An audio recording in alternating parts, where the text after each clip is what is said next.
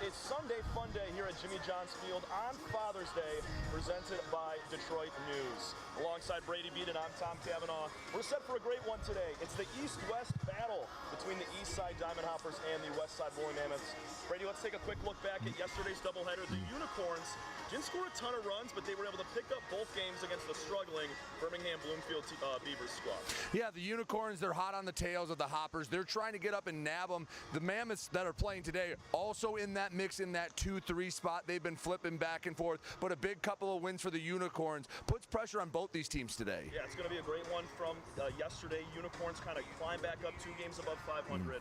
And these Mammoths, they continue to hit the ball. They hit the snot out of the baseball. 5 home runs we saw back on Thursday. And this is a rematch from Friday's game. An 8-7 win for the Westside Woolly Mammoths, taking down the Hoppers. And it's a 2-0 series lead for Westside. Eastside got to right the ship today with a win. Yeah, only 4 losses on the year for the Hoppers, 2 of which have come to this Mammoth team. And the one back on Friday, Ryan Cockey and his squad has to feel like they let one get away. They had a 6-2 lead going into the latter third of the game and just let it get away. A bad final few innings, to finish that one off. And the Mammoths were able to take advantage of it, almost steal a win and halt some of that Eastside momentum. Yeah, with 3 runs at the top of the 9th for Westside, that was really the difference. Brian Schellenbarger, he had a late base hit, but Noah Marcoux had another really nice showing, player of the week in the USPBL a week ago.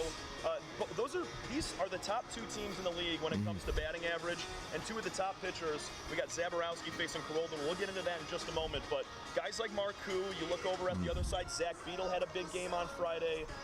It's got to be the hitters that we're going to rely on today from both sides. Well, absolutely. You talk about Noah Marcoux, maybe the best hitter right now in the USPBL. Actually, probably is, looking at the numbers.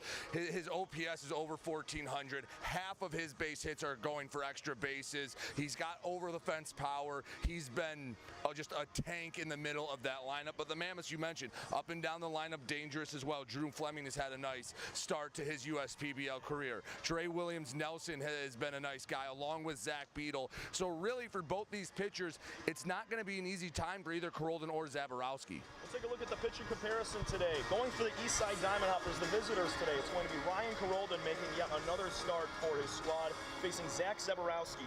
Now let's take a look at Ryan to start. A guy that's got just over a dozen strikeouts on the year, a lot of swing and miss, and he's one of the top pitchers for this Eastside team, along with John Kelly and Pierce Banks. Yeah, he's got a lot of velo to his game, and he can dig deep. He'll sit low to mid-90s, but when he really needs to, when he needs that strikeout pitch, saw it from him last year, he can reach back and maybe go up, touch 95, 96 when he needs a key strikeout. And it being the last game of the weekend, both sides are going to hope to get a little more from their starter than maybe they would on a Thursday or Friday. It's going to be Zach Zaborowski going. He's got 7 walks compared to 5 strikeouts in not a lot of time, just 6 1/3 innings pitched for Zach through 2 starts. He's trying to keep the command a little more steady today and have a high strikeout day and keep those walks low.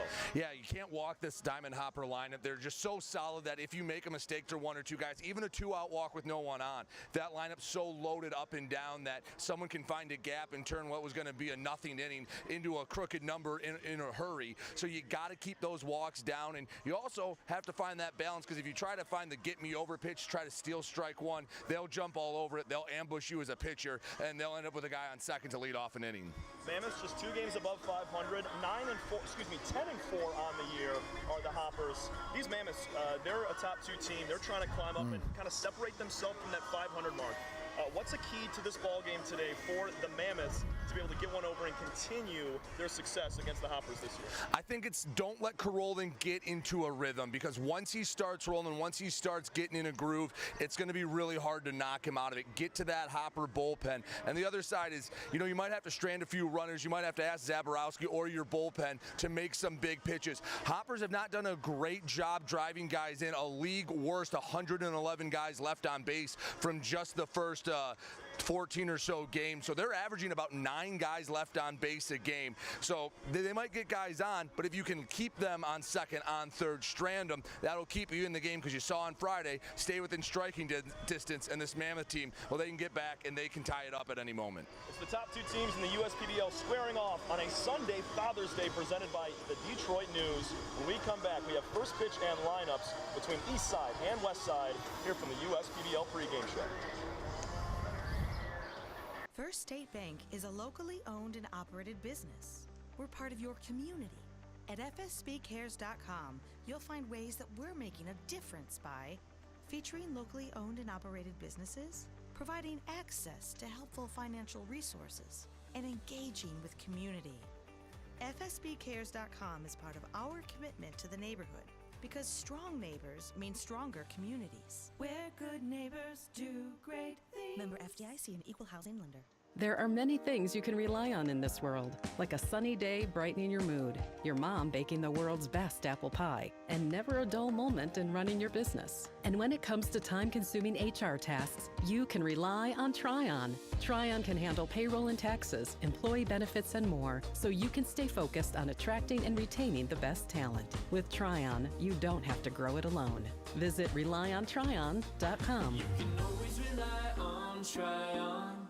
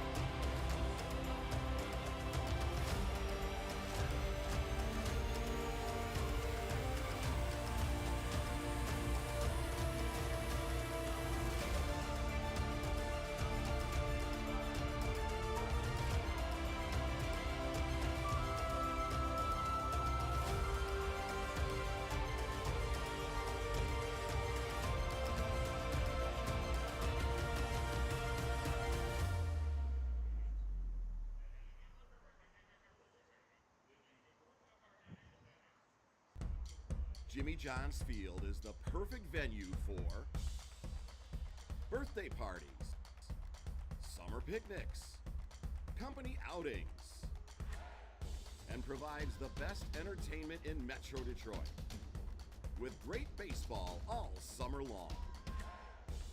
Spend your summer nights under the lights at Jimmy John's Field in historic downtown Utica.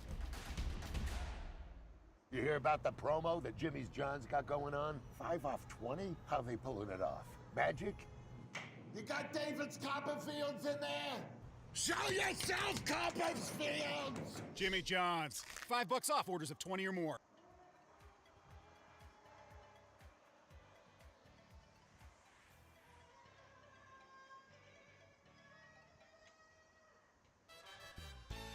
Make your move with a quick and easy mortgage from Genesis Credit Union. We have mortgages to fit your life. Genesis Credit Union. Visit us today.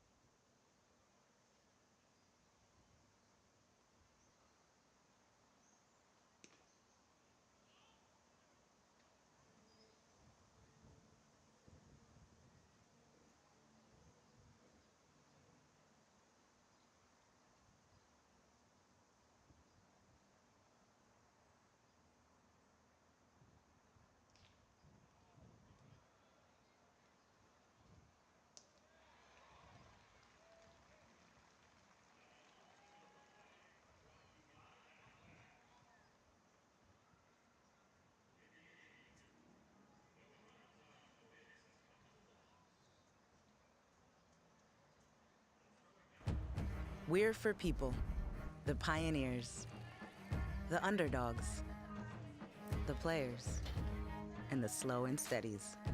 We're for people, for who they are and who they could become. Yes, we're a bank, and some say our business is all about money, but that's an old idea. Because look past the money, and you'll see real human lives. We see it, because we're for people. Huntington, welcome. Time doesn't heal all wounds. Hard work, perseverance. And we do. We're fighting cancer with proton therapy. And music therapy. We're turning back the clock on Parkinson's and outsmarting blood clots in seconds. Instead of days. Because this is her time. His time, your time. And it's time to show we can. Corewell Health.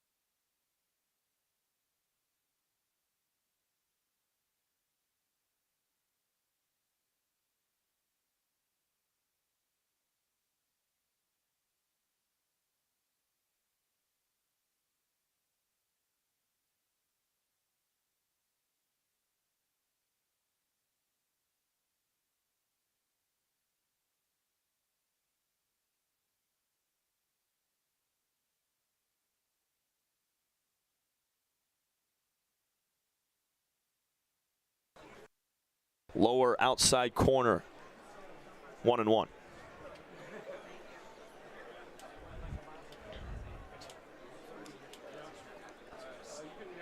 High leg kick from Carolden. Gets a swing and a miss. A little bit late on the fastball there. At 93 was Seltzer.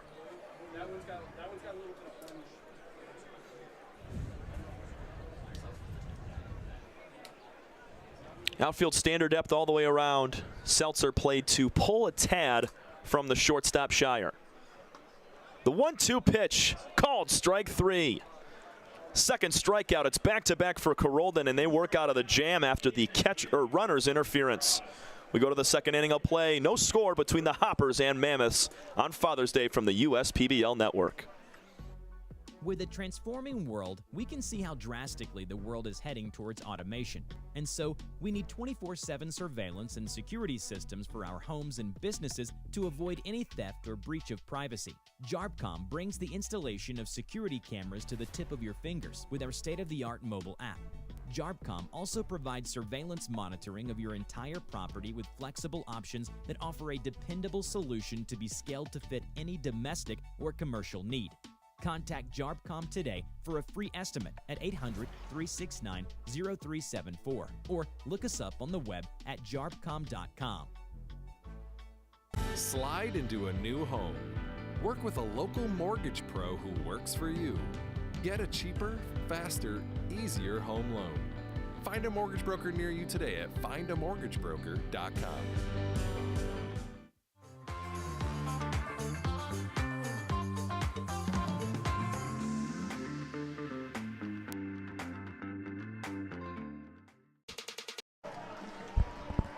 Top two between the Eastside Diamond Hoppers taking on the Westside Woolly Mammoths. Both teams with runners aboard, but neither side could scrap one across. No, and it was a double play ball by Zabrowski. Hey, one good pitch got him out of the inning. Now, have to keep those walk numbers down. You never want to see a couple of walks early in the game. Want to see him attack Ferguson, Schellenbarger, and Shire. You're facing the 5, 6, 7 in the order. Challenge them a little bit. Ferguson tied for the team lead in RBIs with 14. He'll get things started.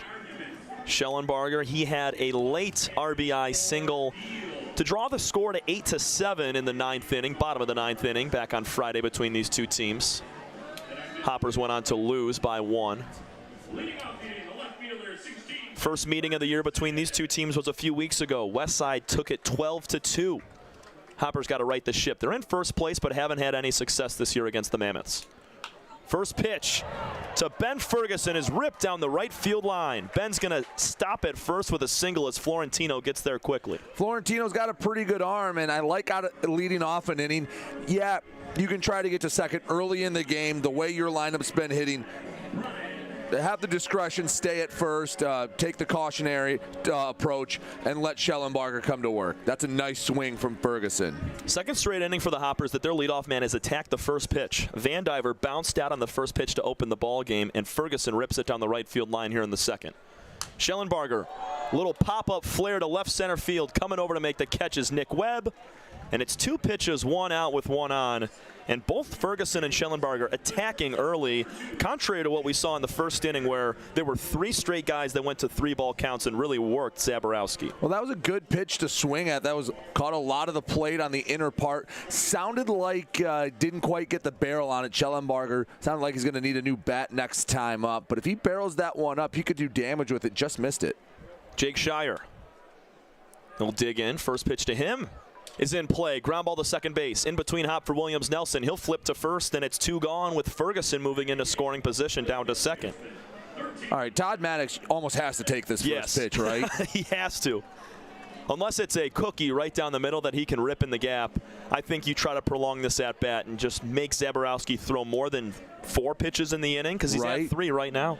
Now, I will say they've all swung at strikes. True. They haven't chased anything, so they've all been there. Maddox a 2-hit day back on Friday in the loss. First pitch he sees is driven out to left center field. Giving chase to Cedeno. He's not going to get there. 1 hop over the fence. And on the 4th pitch of the inning, Todd Maddox gives the Hoppers a 1-0 lead with an RBI double. Yeah, he should take the first pitch. What do we know? My goodness. He got the cookie. It was right down the pipe, and he turned around on it. 94 off the bat. I think just missed it a hair. Otherwise, it would have been a 2-run shot. But a 1-run automatic double to get the scoring started. Maddox made the right choice. That was right over the middle center cut. Back-to-back games with an RBI for Todd Maddox. And now the first pitch to Luke Stevenson is a swing and a miss. All these guys are hacking. We haven't seen one person take a pitch this entire inning, and this is the 5th batter of the frame. And that one was the first pitch that was maybe borderline? Yeah. That one's down and away. The first real ball that Zaborowski has thrown today as well, or in this inning, as that one skips up to Beetle. This is why the Diamond Hoppers are so dangerous, 1 through 9. I mean, Maddox is in the 8 hole, and he rips a double into left center. Why they've scored as many runs as they have. 1-1 called strike on the inside third. That's a beautiful pitch. That is an awesome pitch that breaks in from the hands just over the plate. Not a lot Stevenson's going to be able to do with that. Luke stands tall in that right-handed box. No batting gloves. Rests the bat on the right shoulder. He went around. Strike 3 called, and Stevenson goes down swinging. First strikeout of the day for Zach Zaborowski, but Todd Maddox gives Eastside a 1-0 lead with a double off the wall. We head to the bottom of the second inning. 1-0 Hoppers over the Westside Woolly Mammoths. This is your home for USPBL baseball. Check your checking. If your account doesn't get you pumped, amped, or geeked, make the switch to Genius Checking from Genesis Credit Union. It's just genius.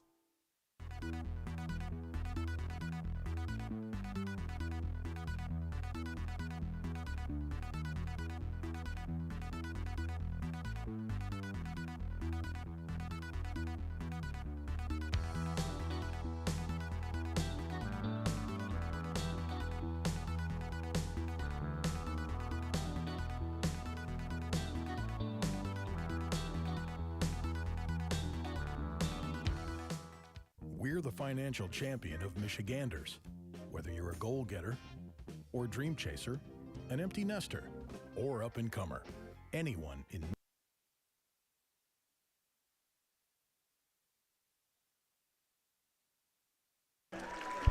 For the past 35 years, Bell's Brewing has been inspired to brew beers that you can count on, not just for taste, but for quality. From Two-Hearted Ale to Oberon to new classics, official hazy IPA, or the easy drinking Golden Ale, Bell's has brewed inspired beers since 1985. Bell's Brewery, Comstock, Michigan. Please drink responsibly. Hoppers take a 1-0 lead on Father's Day in the top of the second inning thanks to Todd Maddox. And the Mammoths are going to try to even it up, take a quick lead. It's nice to see a lot of fathers and sons here at the ballpark, a full day of baseball, and what better way to spend it than at the park? Absolutely, and they've been treated to some action here early. I mean, Carolden was dealing in that first frame. Got to see that RBI double last time up. I want to see how Carolden handles what might be the toughest 3 hitters in this order right now in Fleming, Williams, Nelson, and Beetle. Fleming's average exit velocity when he makes around 100 to 101. Just a guy with a ton of pop. We've seen him hit the scoreboard. If the netting wasn't there, it would have knocked out a few cells on the scoreboard. Fleming's got power. Williams, Nelson, I mean, he speaks for himself and what he's done this year, and Beetle as well. A really good game against the Hoppers on Friday.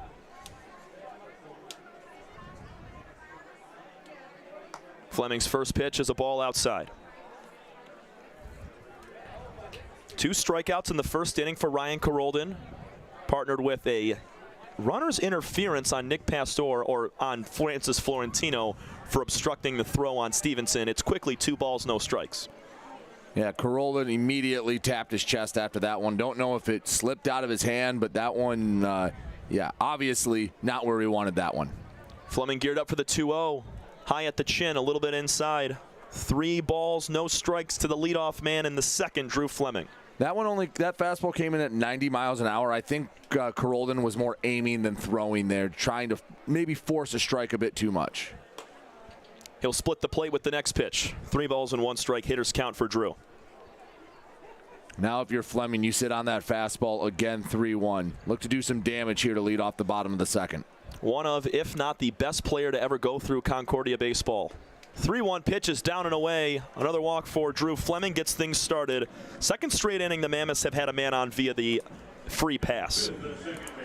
Yeah, it was hit once and drew a walk, and now Dre Williams-Nelson, chance to get this run back, even if you just get the runner over to second, chance to even it up pretty quickly. Have a feeling these two teams, they're going to be throwing jabs back and forth all game. It's not going to be a 1-0 or a 2-1 final. 4 of the 10 hits this year for Dre Williams-Nelson have been extra bases. A double, a triple, and 2 homers. He takes strike 1 on a breaking ball down and outside.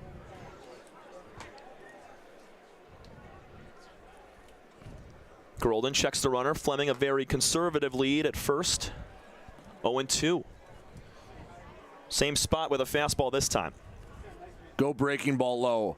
Something maybe outside the zone that if Williams-Nelson makes contact, it's a ground ball and you can get 2 for 1. Dre waiting on the 0-2 pitch. Up high at the eyes. And don't think that's where you're looking to put that pitch for Gerolden. Williams-Nelson with big extra base power. Fleming runs well over at first base at 6-6. Here's the 1-2. Higher than the last pitch. 2-2 from Gerolden. And looks a little frustrated with himself, not where he wants either of those pitches, whether it's the curveball or the slider. You don't want to miss those up high. Those are the ones you're looking to put at the knees or maybe a bit below. After 2 breaking balls, might come back with a fastball. 2-2 pitch is a line drive to center field, a base hit. Fleming going to stop in at second base, fielded cleanly by Van Diver in center. He gets it in sharply. Williams-Nelson didn't try to do too much with that, just kind of threw the barrel out at the ball and, well, got a lot of it, and 90 miles an hour. Gerolden supplied the power, and 2 on with nobody out for Zach Beadle, who you're just talking about. When he makes contact, he hits it hard. That was the 3rd pitch Dre Williams-Nelson saw, middle outside. He took the first 2. One was a curveball, then fastball, and he didn't miss that pitch. He kind of had to reach for it a tad, but because of how much barrel he gets, that was a nice single out to center. Zach Beadle cuts and misses at the first pitch. Now the flip side to Beadle when he makes contact hitting it so hard is he does strike out a lot. Second on the Mammoths with strikeouts 11 times in his 30 at-bats. So while he does hit it hard, this is a good strikeout candidate for Gerolden to try to get this inning back on track. First 2 men have reached for the Mammoths. The 1-0-1 is turned to 1-1, just missing away.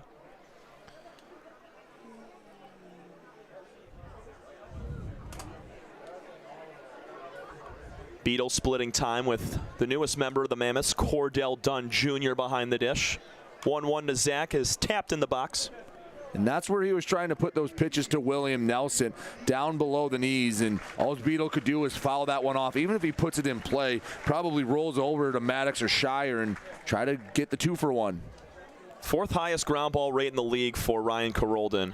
So he's in a good spot right now. He has not induced one yet today. His 2 putouts have been strikeouts along with that runner's interference.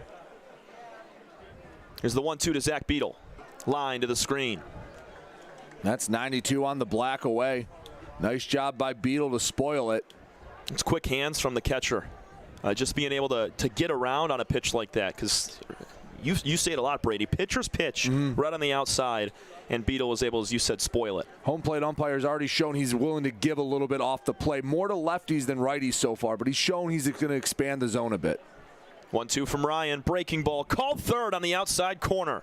Third K for Gerolden, and in a big spot with 2 on. Think Beadle was sitting fastball again. Yeah. He just froze on the off speed. Heck of a job by Gerolden to bounce back after the walk and the single to get the backwards K, the big out number 1. He's worked the last 2 right-handed hitters away. Let's see how he deals with Nick Webb, the left fielder. One of the few guys that's really struggled in this Mammoth lineup. Just 1 hit so far on the season. He takes a big golf swing as that ball was in the dirt low, 0-1. Yeah, it looked like he pulled off that. Maybe trying a bit too hard out there. Weber, fairly open stance, holds the bat high over the left shoulder, chokes up a tad. The 0-1. high and outside. After that first swing Webb had, I'd go right back below the knees because he chased that was a fastball low. That one never really was up in the zone. Maybe a breaking ball low. Schellenbarger fairly deep out in right field, straight up in center. Even stance is Vandiver. There's a ball in the dirt, check swing. Did he go? Yes. 1-2. When Webb doesn't like that call. He didn't think he went. But with the field umpire being back behind pitcher's mound, there's really no one to appeal to that has a better angle. It's almost a 50-50 chance for that field umpire right up the middle on if he can get that call correct or not. The 1-2 to Nick Webb is chopped on the ground high to second base. It's a play for Martin. Down to second, back to first. They cannot complete the double play, but they get the force at second, nabbing Dre Williams-Nelson. It's now runners on the corners with 2 gone. And the one thing I like that Dre Williams-Nelson did there is he slowed down a bit, taking the tag out of the equation for Martin. Because if he can tag Dre Williams-Nelson, he might have a chance to turn 2. Shout out JJ the Water Boys. He's picking up Webb's bat right there, heading back to the dugout. It's always the biggest cheer of the day. Don't care how good of a baseball player you are never upstaging JJ. Never. First pitch to Alex Garbasic is a ball in the other batter's box. Fleming stands down at third base, 90 feet away from tying the ball game. Nick Webb reaches on the fielder's choice. He's down at first. Webb has stolen one bag, and now he's going. Gonna get there. This ball's nearly thrown into center field. What a grab from Bailey Martin to save a run. My goodness. How about the ups of Martin? He floated for a moment, and well, that play is the only reason why this game isn't tied right now. That's one that won't go in the box score, but if they strand Fleming on third, that's a big, big moment. Stevenson yet to throw out a runner. 0 for 6 now on the year, as that's a strike called on the outside corner.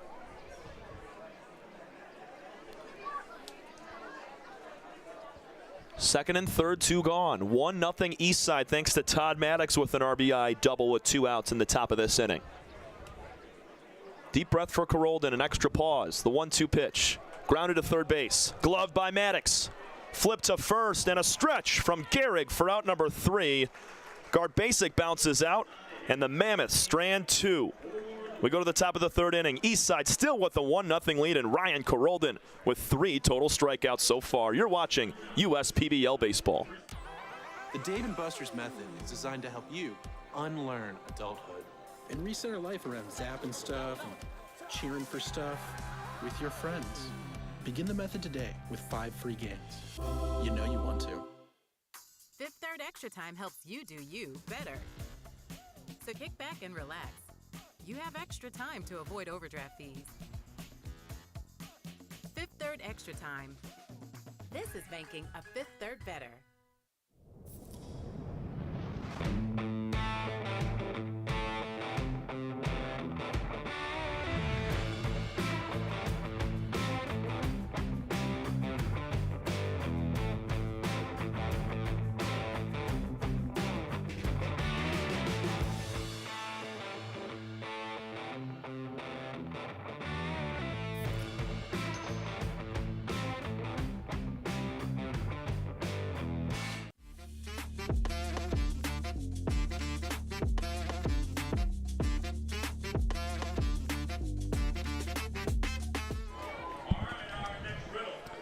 Top of the lineup to face Zach Zeborowski to start the top of the third inning. Welcome back into the USPBL Network alongside Brady Beaton. I'm Tom Cavanaugh. Happy Father's Day, everybody out there, all the pops.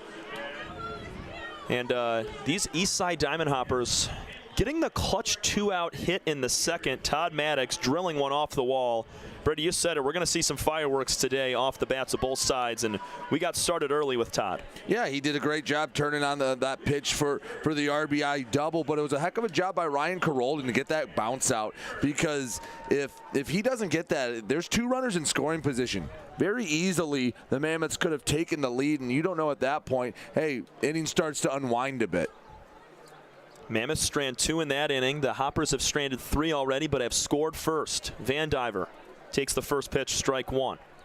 He grounded out to first base on the very first pitch of the game. Swings and misses at the 0-1. The majority of those 30 pitches he thrown came back in the first inning. Yeah, those hoppers made him work 3 straight 3-ball counts to the 2-3-4 hitters.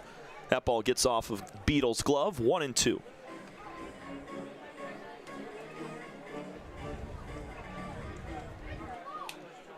That wind has completely subsided for the last half inning. Still a hot day out. That ball's going to jump off the bat. 1-2 to Blake. Flared foul back towards the seats. That one got near the parking lot. Hope you don't hear a car alarm start going off.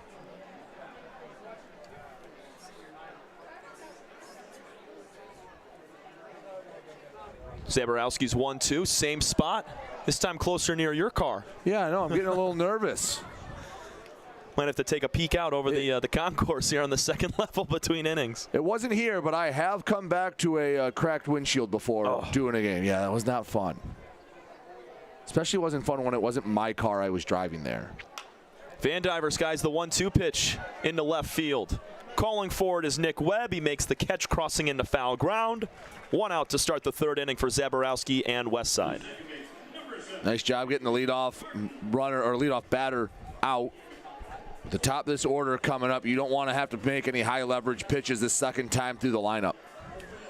Second fly ball out that Zaborowski has had so far today. Everything else has been on the ground.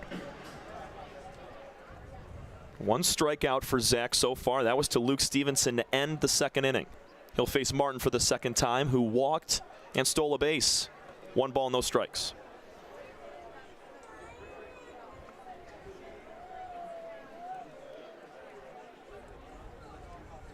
Zaborowski working first base side of the rubber from the stretch. Arm side run fastball high and inside. 2 balls and 0 strikes to Bailey.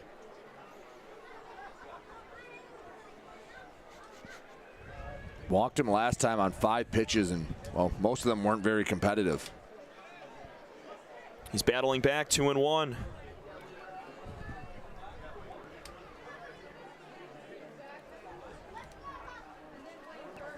Zach working fast as he double taps with that front foot, gears up and throws the 2-1 pitch in the left-handed batter's box. Same count that Bailey Martin saw his first time up, 3-1.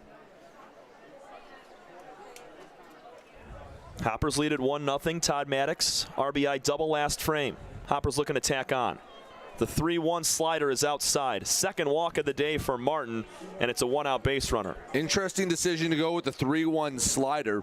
I know the last fastball missed pretty poorly, but maybe hoping for the swing and miss there. Thinking Martin sitting dead red fastball, but now you have a runner on for Noah Maru once again. Martin swiped a bag last time. He's got a pretty decent lead at first here.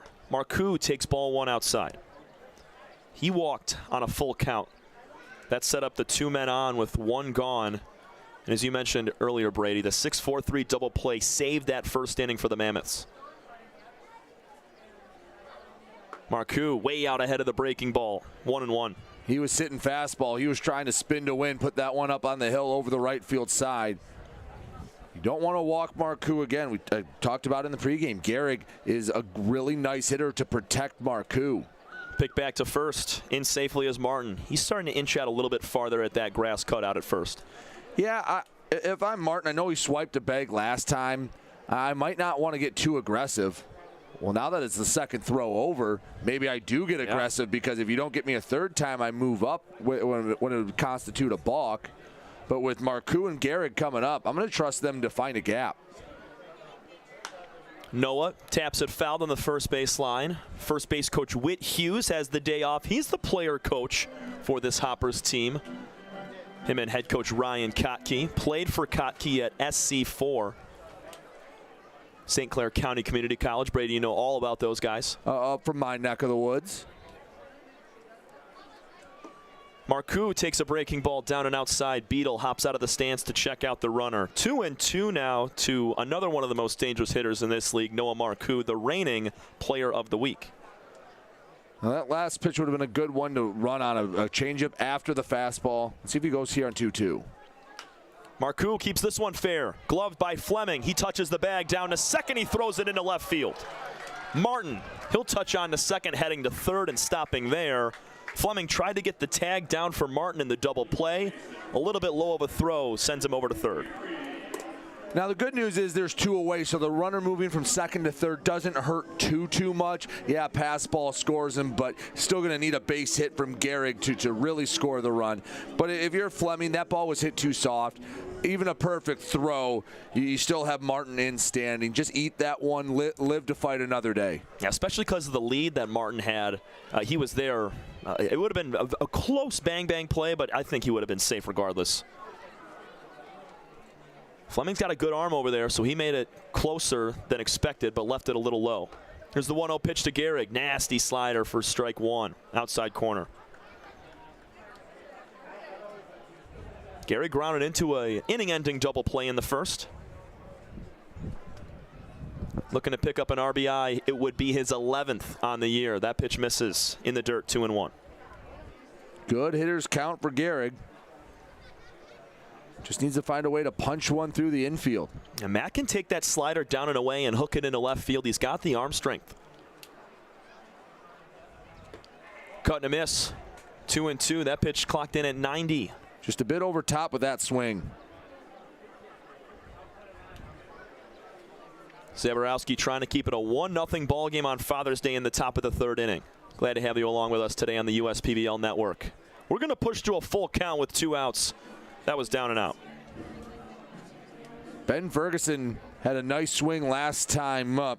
Should Gehrig reach, that's who would be coming up next. I don't know if I'd want to face him. The 3-2 is cut on and missed.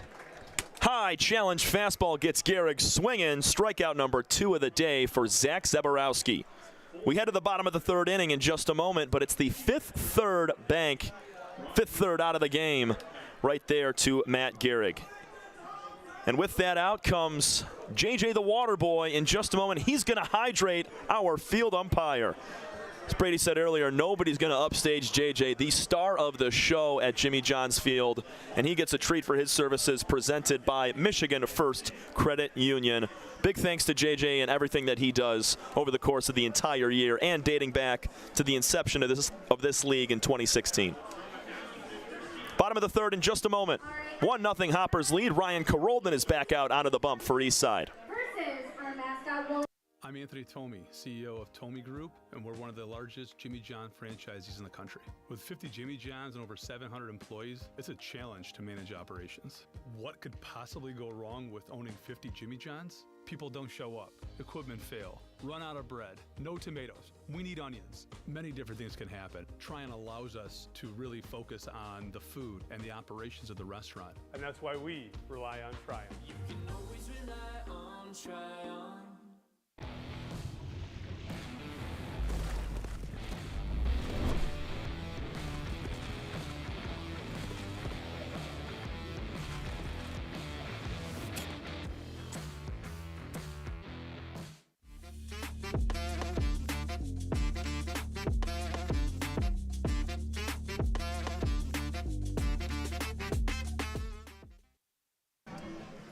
Bottom 3 and a 1-0 lead for the Eastside Diamond Hoppers, the first place Diamond Hoppers at 9-4 on the year over the Westside Woolly Mammoths. Jose Cedeno's going to lead things off, followed by the leadoff man, Nick Pastor. These Mammoths, they found runners on in that last inning, just could not get that clutch 2-out swing. No, and that's the theme that we were talking about with the Hoppers is they've left a lot of guys on base this year, about 9 a game, which is it's a tough. That's a tough stat to swallow, but part of it is because they do get so many guys on, you're bound to leave some on at some point. Yeah, we were talking with head coach Ryan Kottke coming out of the batting cages in left field pregame, and he said just off of the top of his head, when he thinks about the innings that his team goes through offensively, very rarely do they go down 1, 2, 3. They always find a way to get runners on, and they've left 4 runners on already today, so they're kind of on pace for that 9 that they leave on average. I like Cedeno in the leadoff spot here in the third. 9-1-2. It's basically like you have a couple of leadoff guys trying to set up the middle of your order. And Brady mentioned it pregame. Jose Cedeno's been on a tear the last couple games. 6 hits in his last 2 ball games for the Mammoths. and he starts out 2 balls and no strikes from Ryan Carolden. Second straight inning, Carolden's come out and hasn't been able to find the zone right away. He walked Fleming to lead off the second and behind 2-0 to Cedeno here. Drops the glove to the windup, high leg kick. The 2-0 pitch is skied in the air. Shallow left center field, shielding the sun is Shire. He's going to be called off, and the ball is dropped by Ferguson. In between the shortstop Shire and Ferguson, he was a few steps away from that baseball. I don't think there was communication. I think Shire, again, I couldn't hear anything. And Tom, usually a lot of the time, you can hear when guys are really calling it up in the booth here at Jimmy John's Field. I didn't hear anyone calling it all. From what it looked like Shire assumed Ferguson was going to call him off, never did, and well, it's a not the prettiest single for Cedeno, but a single all the same. I was waiting to see what the scoreboard gave us, and it's going to be a hit for Cedeno. It has to be. No one touched the ball. No, we saw that yesterday. Patrick Baggett lined one out to center field, and it glanced off the center fielder of the Beavers' glove, and it should have been a catchable ball 100%, and they awarded Baggett a triple on that. But you're right. I mean, if you hit it hard, you should be awarded, and Cedeno there just kind of dropped it in.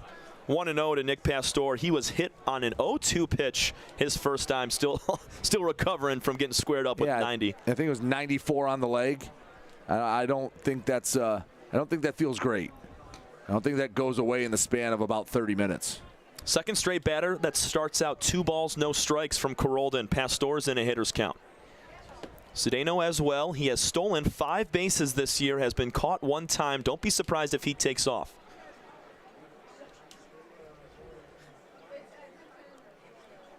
Long pause from Carolden. The pitch to Pastor is going to kick away from Stevenson. Nowhere to go for Cedeno as he picks it up quickly. And with the pitch clock, you can almost use that to time the pitcher. Hey, it gets down to 2-1. You can try to take off right then. Now, where the pitch clocks are situated here at Jimmy John's Field might make it tough for a runner on first. You have one out just behind center field, and you have the one for the pitcher is behind a left-handed batter. So nowhere that the runner on first, Cedeno, can get a clear look at it. They're going to pick off towards Jose, and the ball is in the dirt, but it's blocked up by the body of Cedeno. If he's not there, that ball squirts down the line. Yeah, and he's probably ends up on third because it goes into the valley of foul territory we have here at Jimmy John's. 3-0 pitch to Pastor is a called strike. And we saw it twice on Friday. Pierce Banks was on the mound for the Hoppers with runners in scoring position. He tried to pick off to second once and then to first. Both times the throws went awry, and they led to 2-run scoring for the Mammoths. So they've had pickoff issues in the past. Pastor waiting on the 3-1. Cedeno takes off. Here's a foul ball check swing high and in on the corner to Pastor. It's a full count now. I'd like to see Carolden utilize that slide step a little more because the stolen base we had earlier in the game with Nick Webb and even the one with Pastor that was ruled out due to batter interference, they're stealing on Carolden right now with that high, I guess, a deliberate leg kick. When you partner that with understanding the timing, and as you said, the pitch clock, that's a good point because when it gets down low, you can kind of time it up. There goes Cedeno again on 3-2. Pastor drills one out to left field. Going back, Ferguson. Still going back. He makes the catch. Banging into the fence in left field. Cedeno will retreat back to first. And that's a rebound play for Ben Ferguson in left after he dropped the last ball. Yeah, baseball's a fickle sport. The first one, a high pop-up that gives Cedeno a single. That one was smoked out to left field, and Ferguson did a great job backpedaling basically the whole way, tracking it into the glove, and brings it in for a big out number 1. A little bit of tail on that ball off the bat of Pastor, and Ferguson, he dropped the left shoulder and then had to come back and twist his body back around to make the catch as he hit the left field wall at about 315 feet. And I think Luke Stevenson having this conversation with Carolden has to be with the timing. Yeah. Because Cedeno's got him timed up. That last pitch, by the time he released the ball, Cedeno was halfway to second base. And I think Stevenson's saying, you got to give me a chance. Otherwise, they're going to be running all day on you. It's not like Ryan's doing a bad job of his timing. He's switching up looks. He's picked over a time or two, but it's all about that leg kick and the timing going to the plate. He's a little shorter that time, but it's going to get away from Stevenson. Kicks up off the heel of his glove, and Cedeno will trot down to second base on a wild pitch. Yeah, and I think Carolden just thinking a bit too much about everything right now, and that's a credit to Cedeno and the rest of the Mammoth base runners. They're making Carolden focus on something that's not Francis Florentino at the plate. You have a team that doesn't steal many bases, and they're not entirely aggressive. It's a lot easier as a pitcher, just because you're focusing on your catcher and the man at the dish. And in situations like against the Mammoths, you're thinking about 5 or 6 different things while still trying to throw strikes. Florentino grounds the 1-0 pitch up the middle into center field. Cedeno rounding third. He's going to come in and score. Francis Florentino continues to drive in runs. RBI number 14 on the year ties the ball game. Love that swing from Florentino. 102 off the barrel, right back up the middle. That's a heck of a swing from Francis, and it ties the game up. And we've seen Francis get long sometimes and take big hacks. Other times he stays within himself, a nice short compact swing right back up the box. Such a versatile hitter, and he understands the situation that he's in at certain times, and he doesn't try to do too much all the time. And the other thing I like about that is after a pretty bad at-bat the first time up, I mean, he was responsible for essentially 2 outs last time. He bounced back, had a really nice AB, and was able to turn what was a negative last time into a positive in a tied game. So the miscommunication in left center field between Shire and Ferguson leads to a tie ball game as Cedeno comes around to score after his base hit. Florentino's going to take off for second base, and now Colby Seltzer lifts one out to left field. Ferguson going to look up and make the catch right at the wall. Oh, a few more feet, and that's a 2-run jack for Colby Seltzer. Another good swing. I think when that ball got up above the awning and up above the stadium, the wind started to push it a bit. Flag in center field still, but if you look at our pennants out and left, they are blowing out. So once that ball got high in the air, I mean, that launch angle off the bat at 36 degrees, that's a pretty high pop-up, and the wind just kept pushing it, and it fooled Ferguson a bit. He was going to play that as a routine fly ball, had to go all the way back to the track. Drew Fleming takes a fastball down and outside in the dirt. Another good play for Ferguson. He's had to catch both outs in this inning on the warning track. One up against the wall.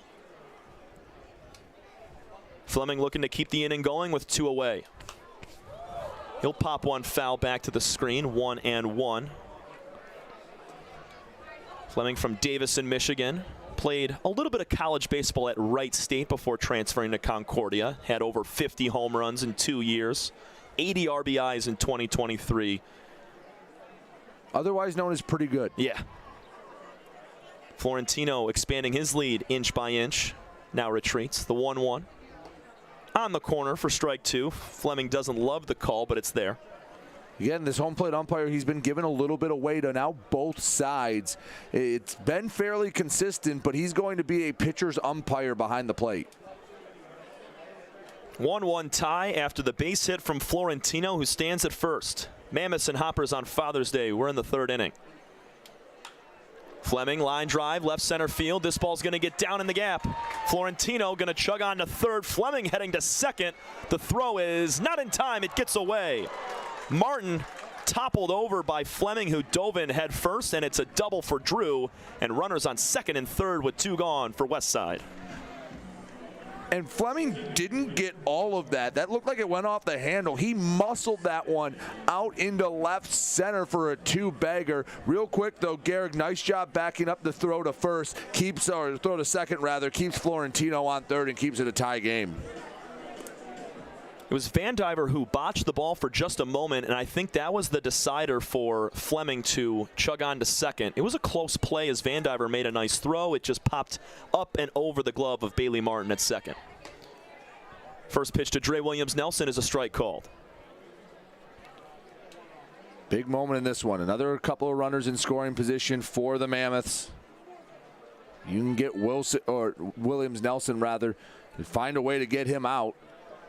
Halt the momentum, otherwise a crooked number is going up on the board. Fleming stands at second, he just doubled. Florentino at third, he singled in a run. And Williams-Nelson taps the 0-1 foul to move the count to 0-2. 2 breaking balls in a row to Williams-Nelson. I might try to bust him high and in with a fastball. He singled his last time up. Looking to do that again and bring in 2 more runs. Outfield deep all the way around for the Hops. Carolden. The 0-2 pitch. Fouled right back towards us off the screen. Good fight from Dre. Another breaking ball, so that's 3 straight. Count 0-2. Might go, if he wants to go breaking ball again, I'm telling him, hey, nothing in the zone. Get him to swing and miss. If you want to go fastball again, I'd like the challenge pitch high and in. Williams Nelson with the best batting average in the league against a slider at .545 batting average this year. Also number 1 in slugging against the slider as well. If he gets that pitch, he's going to rip it. Gerolden's 0-2. Swing and he went around. Check swing. I thought Williams Nelson goes down swinging and strands 2. Florentino ties the ball game with an RBI single to score Cedeno. And we head to the 4th inning, all knotted up at 1 apiece between the Eastside Diamond Hoppers and Westside Woolly Mammoths. You're watching USPBL Baseball. Time doesn't heal all wounds. Hard work, perseverance. And we do. We're fighting cancer with proton therapy. And music therapy. We're turning back the clock on Parkinson's and outsmarting blood clots in seconds. Instead of days. Because this is her time. His time, your time. And it's time to show we can. Corewell Health.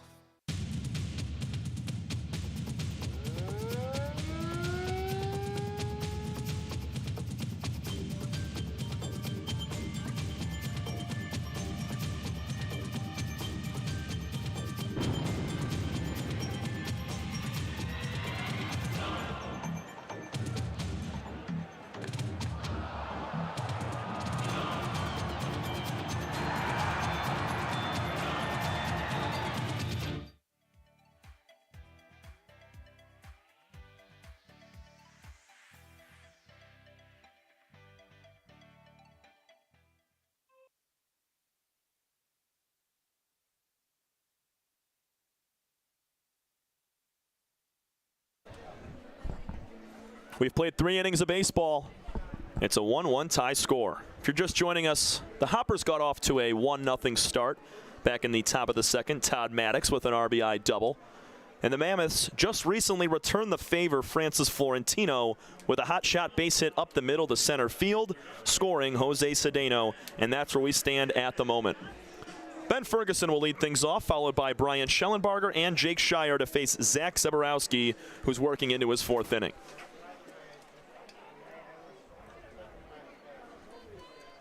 Ferguson, a base hit. He scored on the double from Maddox in the 2nd. Zeborowski's first pitch gets away from Beadle, not close, 1-0. Got 2 teams that have had runners on almost every single inning. Just 1 frame between both teams has gone 1-2-3. That was the Mammoths in the 1st. Ferguson grounds it over to Fleming. He goes down to a knee, gloves clean, touches on to first, 1 gone. Like Zeborowski getting the first batter out. 3rd time in 4 innings he's done that. Makes life a lot easier for him. Yeah, it was that Ferguson leadoff hit in the 2nd. That's what led to the run scoring. So every other inning's been scoreless for Zabs, and the reason being is that leadoff man out. Now, Brian Schellenbarger, he's a dangerous bat. He can run into one. Numbers have not been great this year, hitting just .213, 1 home run, but he has some power from the left side if he barrels one up. He can take it opposite field as he does right there. Left field ball for Schellenbarger. He hits it off the wall. Bryant's going to chug on to 2 with a 1-out double, and there's the power you were talking about, Brady Beaton. Well, it also helps when he gets a fastball middle. Schellenbarger probably a little upset that he didn't pull that because it was dead center, but got barrel on it. Wind probably helped push it a bit off the wall, and you love to see the 1-out double puts the go-ahead run in scoring position.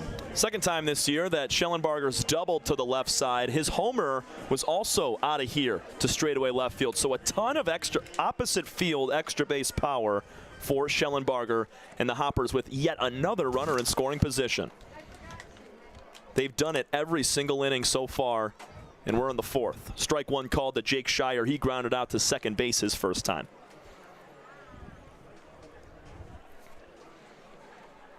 Small lead at 2nd for Schellenbarger. He's not going anywhere. The 0-1. Slider called strike, down and away. Perfect pitch from Zeborowski. After giving up the double, comes back 2 straight strikes to Shire. Try to make quick work of him, get that pivotal second out. Columbus, Ohio native Jake Shire at the dish. Waiting on the 0-2. That's off the plate. Beetle tries to snag it and frame it back in. Doesn't get the call. 1-2. That's the right pitch in that spot. If it's close enough that you might get the umpire to bite on it, but if he doesn't, Shire trying to protect, hey, you'll take that miss on 0-2. Fouling it away, staying alive is Shire. Mix of a couple different pitches. Zaborowski, he's relying on that sinker and slider mostly. We've seen the changeup a time or two. 1-2 to Jake. Bounces up and gets away from Beetle. Down to third goes Schellenbarger, and here is where Jake Shire changes his mindset in this at-bat. Took the words out of my mouth. You change the approach here. 2-2, you choke up a little bit. You just try to hit something on the ground up the middle, maybe lift something to the outfield. But now your whole mentality is make contact. The infield will come in, so a hard hit ground ball, unless it's right at one of the infielders, you're probably going to get yourself a base hit RBI. Looking for something high in the zone to drive out to the outfield for a sac fly if he can't put it on the ground. This one's fouled away, 2-2 to Shire. And the Hoppers do such a good job of extending at-bats. Yes, we have seen them attack the first pitch. Guys like Martin, Maru, Ferguson, Schellenbarger. But Shire right here making it worth it. Another foul ball away. Love this battle. Also, it is an interesting decision to bring the infield in a tie game in the 4th inning. Have a lot of game left to go, but maybe trust in the pitcher to get a ground ball here. 2-2, swing and a miss. Shire goes down on the fastball, diving away. 2 gone. Heck of a fastball. Overpowered him, and that's a huge strikeout as the infield goes back to their normal positioning. And now it's up to Todd Maddox to find another RBI base hit. He doubled in the gap with 2 outs in the 2nd inning to give the Hops a 1-0 lead. He's trying to do that once again here. Schellenbarger inching off of third base. He doubled. Reached to third on a wild pitch and a check swing. He went around. 0-1 to Todd.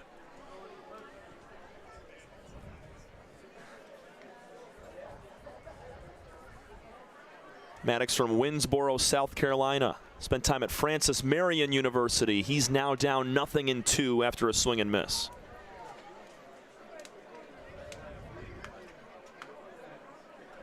One tie score. We're in the 4th inning. Hoppers threatening with a man 90 feet away. Time is called by Maddox in the box. I like that time.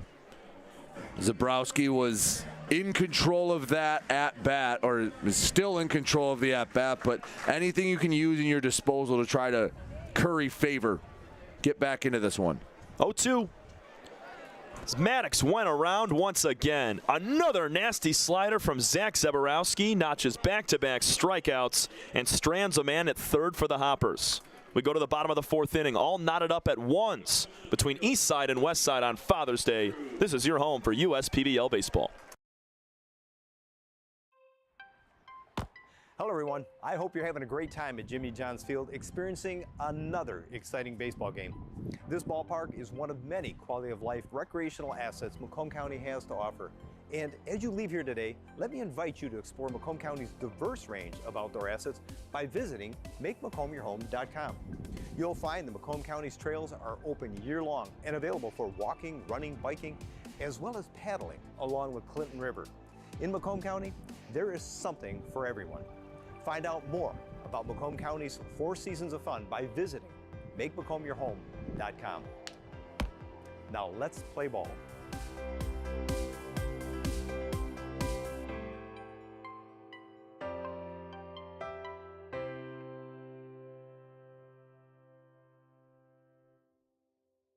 You hear about the promo that Jimmy's John's got going on? 5 off 20? How they pulling it off? Magic? You got David's Copperfields in there? Show yourself, Copperfields! Jimmy John's. $5 off orders of 20 or more.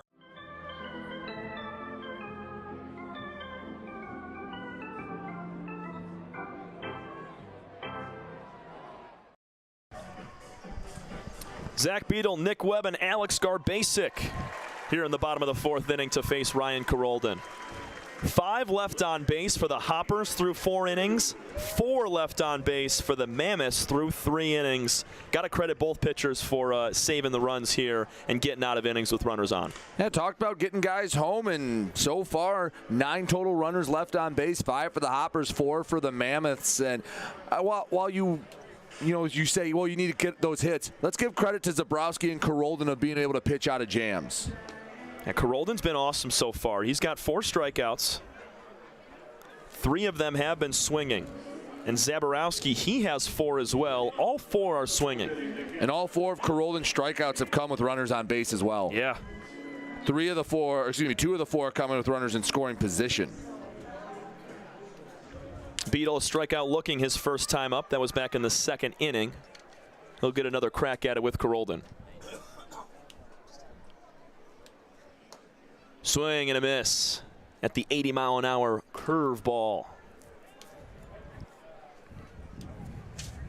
Carolden, first base side through the windup. A little bit different from Zaborowski, who's been from the stretch today. Count ties up 1-1 as that ball dives down and out. And Carolden has struggled to get that first batter out. First 3 innings, the leadoff man's reached, and that's forced him to throw some high-leverage pitches. Line shot into left field for Zach Beadle. Leadoff base hit for the Mammoths. That ball was cracked. And that's Beadle finding the ball. That pitch was not a strike. It was low, maybe a bit in as well. And, yeah, like you said, golfs it into left. And Carolden's probably kicking that dirt around going, what do I have to do? I mean, that pitch is nowhere near the zone, and Beadle still sends it into left field, 96 off the bat. Another JJ bat pickup for you. He's been active today. He has. It's not as hot as it's going to be next week, but I mean, he's got to get his steps in today before we get 95 on Thursday. First pitch to Nick Webb is a called strike. Pull side base hit for Beadle gets things started for the Mammoths in a tie ball game in the top of the 4th. Now, I don't know about other sports, but for baseball, for sure, I would rather it be 95 than 35. 100%. I can live with the heat in baseball. Leaning out of the way is Webb. 1-1. Yeah, 35 degrees. You catch a ball on the end of the bat or the handle. Baseball was not meant to be played in cold. No. I would not be a good high school coach because any game, especially in Michigan, when you get started in early April, any game that's below like 45, we're not doing this. Baseball is a finesse game.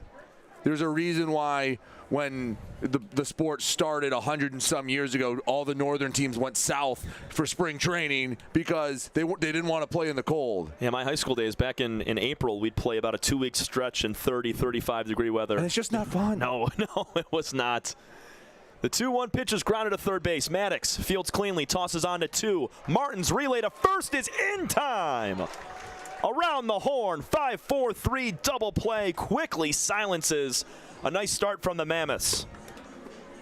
That was tailor-made right at Maddox. Hustling from Webb, nearly beat it out, but nice job turning that double play. A couple of perfect throws and a nice pitch from Ryan Carolden, and he's back in control of this inning.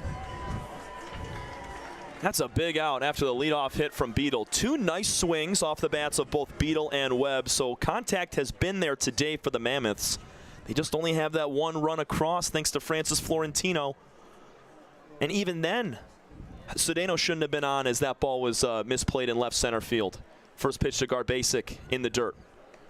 This is an interesting game in the case that sometimes the box scores can lie. I know it's 1-1, but Tom, doesn't it feel like the batters have had the advantage most of the game so far? 100%. Garbasic flicks it foul. 1-1 goes the count. I mean, yeah, we've seen a total of 8 hits so far through the first 3.5 innings. And in a 1-1 game, 8 total hits that kind of jumps out at you. 7 base runners allowed from Ryan Carolden. A bit high for only being in the 4th. Count moves to 2-1. Fastball up and out away. But whether it was a double play or a batter interference, finds a way to, for the most part, work out of the jams. And the 1 run he gave up wasn't worthy of scoring a run. Right. Started off with a bloop single that Ferguson and Shire just didn't communicate on, and it dropped in, and he eventually comes around to score. He also took second on a wild pitch as well. Yeah. 2-2 to Garbasic, just off the, no, it's strike 3 called. Amir McKinnon, a little bit of a late call. Garbasic hates it, and Carolden, he was confident bumping off the mound. 5th strikeout for Ryan Carolden. We go to the 5th. This is your home for USPBL baseball. First State Bank is a locally owned and operated business. We're part of your community.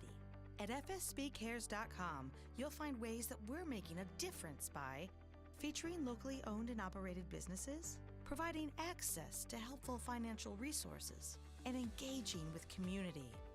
fsbcares.com is part of our commitment to the neighborhood because strong neighbors mean stronger communities. Where good neighbors do great things. Member FDIC, an equal housing lender. The Dave & Buster's method is designed to help you unlearn adulthood and discover the funner you hidden within you. The you that doesn't think about adult things and stuff. Ashley, I don't want to hear anything about your car registration when we're at Dave & Buster's. Okay. The you want to be. Let the Dave & Buster's method illuminate you. Begin the method today with 5 free games. You know you want to.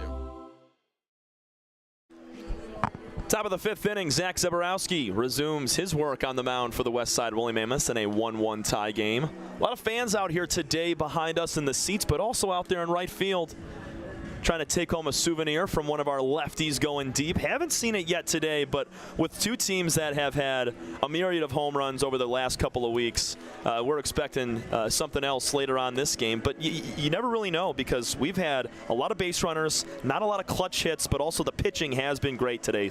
Well, the thing is, we're about to get the 3rd time through the order. It's 9-1-2 coming up for the Diamond Hoppers, Stevenson, Van Diver, Martin. And the 3rd time through is when all those batting numbers shoot up.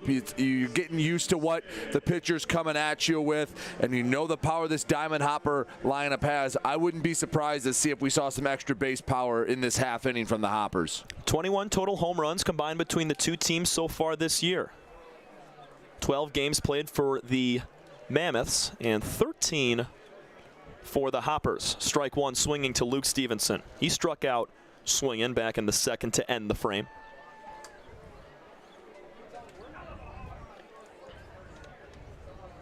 Both teams have stranded 5 runners apiece. Down 0-2 now is Stevenson. Zeborowski has been locked in. The at-bat against Maddox, he looked dominant, and he picked up right where he left off here in the 5th. Yeah, back-to-back strikeouts to end it for Zach. Really on point as he delivers a first ball of the at-bat, low and outside. Yeah, 3 of his 4 strikeouts have come in the last 5 batters.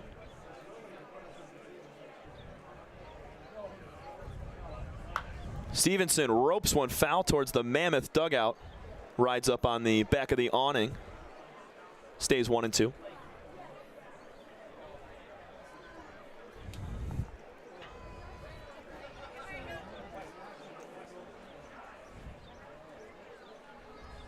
Stevenson goes fishing at the slider, down and away.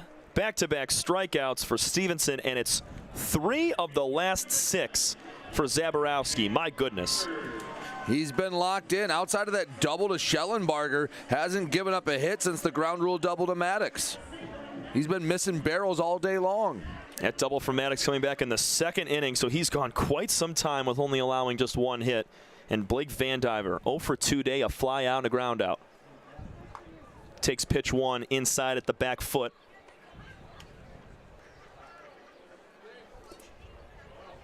Van Diver from Alton, Illinois, went to Wheeling University for 3 years. He's a little bit late on that fastball down the 3rd base side, 1-1. Van Diver, a 26-year-old, standing 5'6", $175. One of the older members of this Hopper team, average age sitting around 24, 25, 2-1.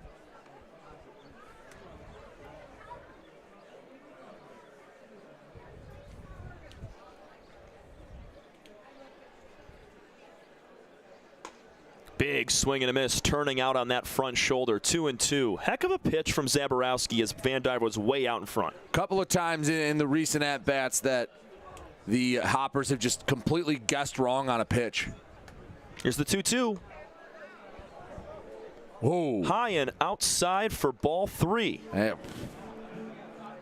that's one way to call it. That one, if I'm Taylor Jelenkowski, I'm going to be a little upset with that one after the pitch that ended my inning with Garbasic. That would have been 4 straight strikeouts for Zaborowski. Slow tapper to shortstop. Seltzer fields cleanly and throws a bullet to first. 2 up, 2 down in the 5th inning for the Mammoths.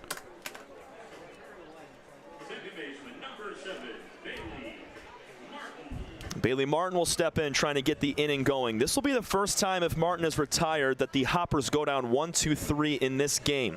Real quick, going back to that last ground out, I do like that Zaborowski didn't let that missed call affect him, that he got the ground out and made it a moot point.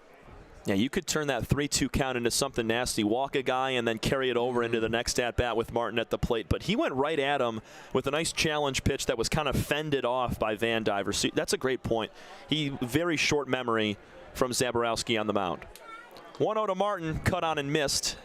That was just outside of his bat. And the swings are getting worse for the Hoppers. Look like there's less confidence up in the box. Maybe a bit of, I don't know, second-guessing themselves. Another swing and a miss, 1-2, approaching 80 pitches as Zaborowski, as there is going to be movement in the bullpen very soon. You got Jacob Meyer heading out to the pen right now to get warm for the Mammoths. 1 ball, 2 strikes. 5 total strikeouts on the day for Zaborowski. He's eyeing down his 6th. Just off the plate outside, nice frame from Beetle. Count goes 2-2. Garbasic's hands went up in the air. He's saying that's the same pitch that I got pumped out on. That's a good eye, Brady. I did not see that. That would be my reaction too. 2s are wild, the pitch. Cut and a miss. How about Zach Zaborowski? Strikes out 4 of the last 5, and that's 6 total on the afternoon for him. We go to the bottom of the 5th. Still tied up 1-1 since the 3rd inning. You're watching USPBL Baseball. We will be right back. There are many things you can rely on in this world, like a sunny day brightening your mood, your mom baking the world's best apple pie, and never a dull moment in running your business. And when it comes to time-consuming HR tasks, you can rely on Tryon. Tryon can handle payroll and taxes, employee benefits, and more, so you can stay focused on attracting and retaining the best talent. With Tryon, you don't have to grow it alone. Visit RelyOnTryon.com. You can always rely on Tryon. Fifth Third Bank. Yeah, it's a quirky name. But here's the thing. 5/3 equals 166.7%. So we put 166.7% into everything we do. Like automatically getting you your paycheck up to 2 days early. Giving you well-deserved extra time to avoid overdraft fees. And helping you borrow from your future self. This is banking a Fifth Third better.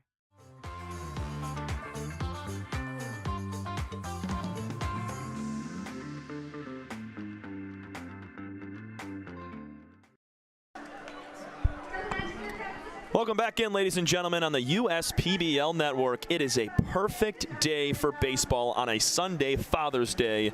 Temperature starting to climb. We started at 80. It's up to 82 and perfectly sunny with just maybe 1 or 2 clouds in the sky.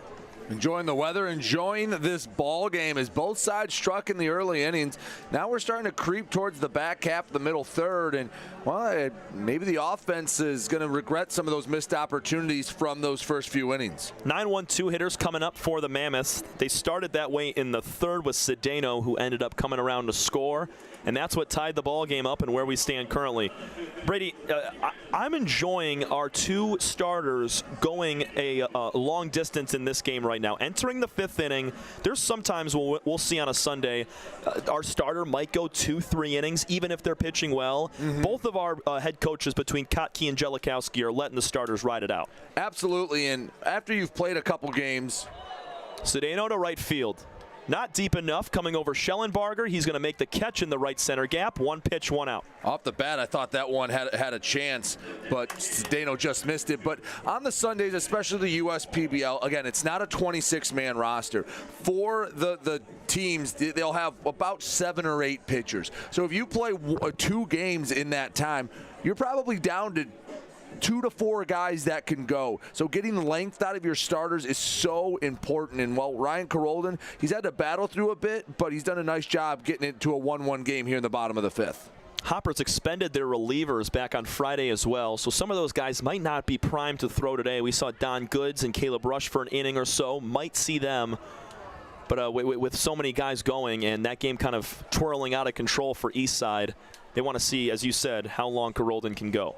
0-2 to Pastor. He's 0 for 1 and has been hit by a pitch today. Time is called. And the Mammoths have a couple games coming up in non-public action. They will play both Tuesday and Wednesday. So getting length out of the starter was critical. The first time this year that a team will play 2 non-public games during the week. It's a lot of baseball next week and the hottest week too, so it's going to be dog days of summer for those Westside Woolly Mammoths. And Pastor goes down swinging. Another strikeout for Ryan Carolden, has 2 gone in the 5th.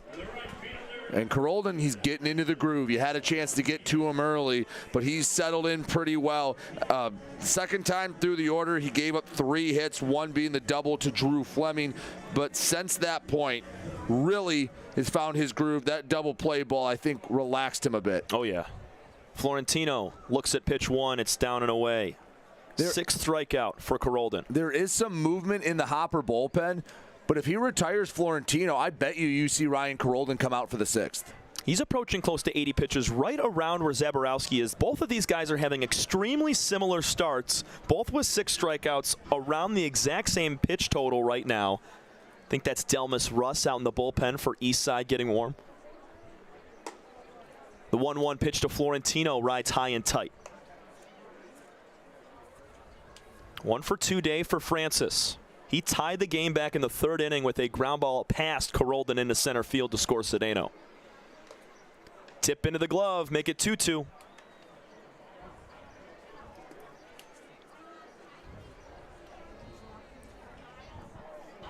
Carolden looking for strikeout number 7. He's already sat down Francis once on strikes. The 2-2 is cut on and missed. Breaking ball down and away. That's 7 for Ryan Carolden through 5 innings. It's still 1-1. We got a dandy on our hands on Father's Day. We go to the 6th. Eastside and Westside battling it out today from Jimmy John's Field in downtown Utica. We're for people, the pioneers, the underdogs, the players, and the slow and steadies. We're for people, for who they are and who they could become. Yes, we're a bank. And some say our business is all about money. But that's an old idea. Because look past the money, and you'll see real human lives. We see it, because we're for people. Huntington, welcome. I'm all in with HR and Organizational Development Council. I'm all in with Marketing and Business Development Council. I'm all in with Operations and Member Experience Council. I'm all in with CEO Council. I'm all in with Lending Council. I'm all in with CFO Council. I'm all in with Technology Council. Our credit union is all in with CUNA Councils.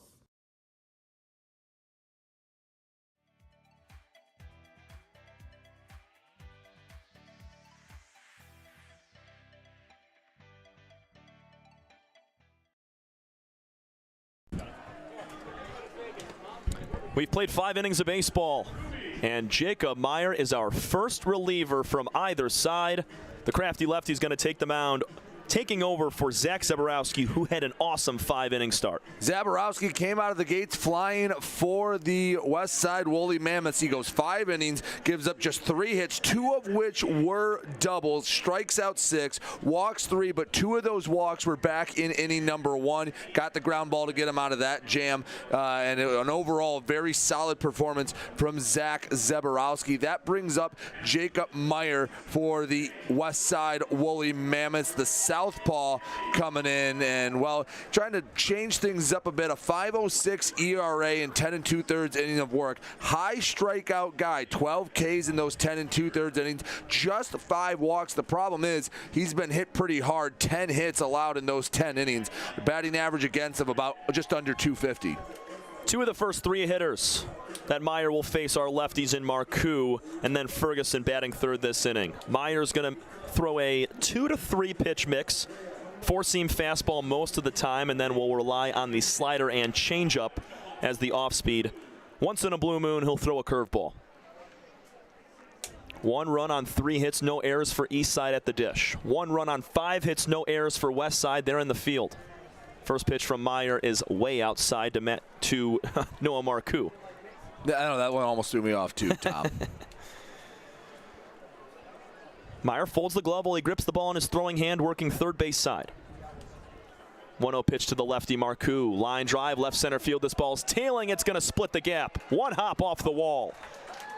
Putting his hands up is Jose Cedeno. They're going to call that a ground rule double. Ooh. I don't know about that one. Now, I know I'm 400 feet from from where that ball hit. I thought that hit the top corner of the fence. I did too. I think maybe the ball ricocheted off of that top corner right at the, I guess, differential between the 6 and 8 foot wall. And if it glanced anywhere to the right side and caught a piece of netting that's covering up the scoreboard out there, that's when Cedeno does it. But also, if that ball did not get out of play, Jose very wisely was able to put his hands up and keep Maru at second. He might have had third. Swing and a miss from Gehrig. 0-1 after the leadoff ground roll double from Maru. That was Noah's 5th double this season. More than half of his hits this year have been extra bases. He's just been swinging it so well. Unbelievable. 0-1 pitch. Gehrig fouls it off himself. Quickly, no balls and 2 strikes.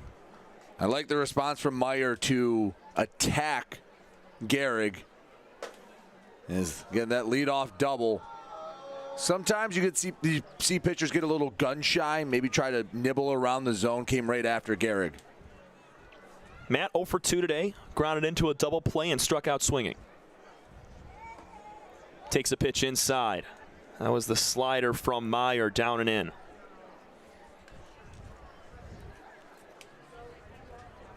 Hoppers trying to break a 1-1 tie in the 6th inning. Meyer checks the runner once, now delivers. Here's a high fly ball off the bat of Gehrig. First base side, Fleming can't find it. He falls, and the ball falls right next to him. Tried to turn his body at the last moment, change direction, and he just slipped.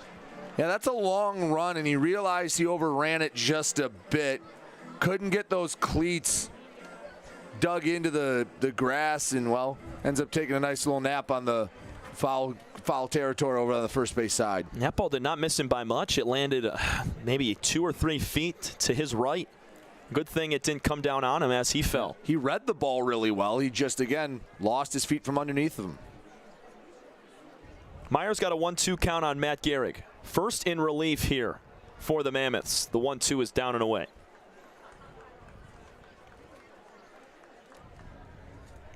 Meyer missing on both sides. The fastball he's missing away to a right-handed hitter.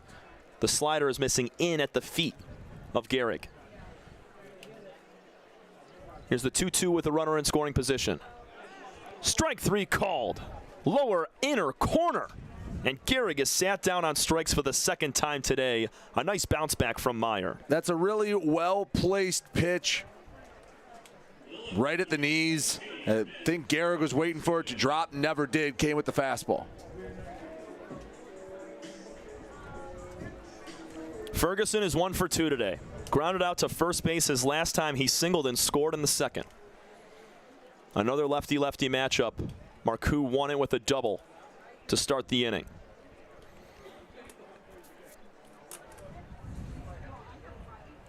That's a big strikeout for Meyer. Runner on second. Now a ground ball that moves him over doesn't do too much for the Hoppers. Yeah, it would have to be Gehrig there, just muscling something on the ground to the right side to move up the runner. He was unable to as he looked at strike 3 low and inside.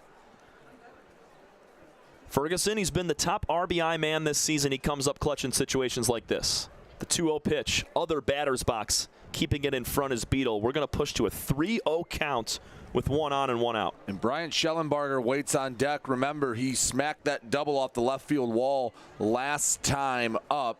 So he's seeing the ball well. Don't know if he's the guy you want to face, although you do have the lefty-lefty matchup again for Meyer. 3-0. Outside away, ball 4. Ferguson walks. It's 2 on, 1 out for the Hoppers in a tie game.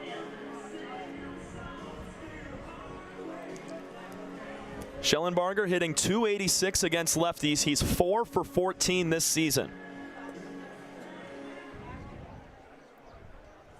Doubled off the top of the wall back in the 4th inning.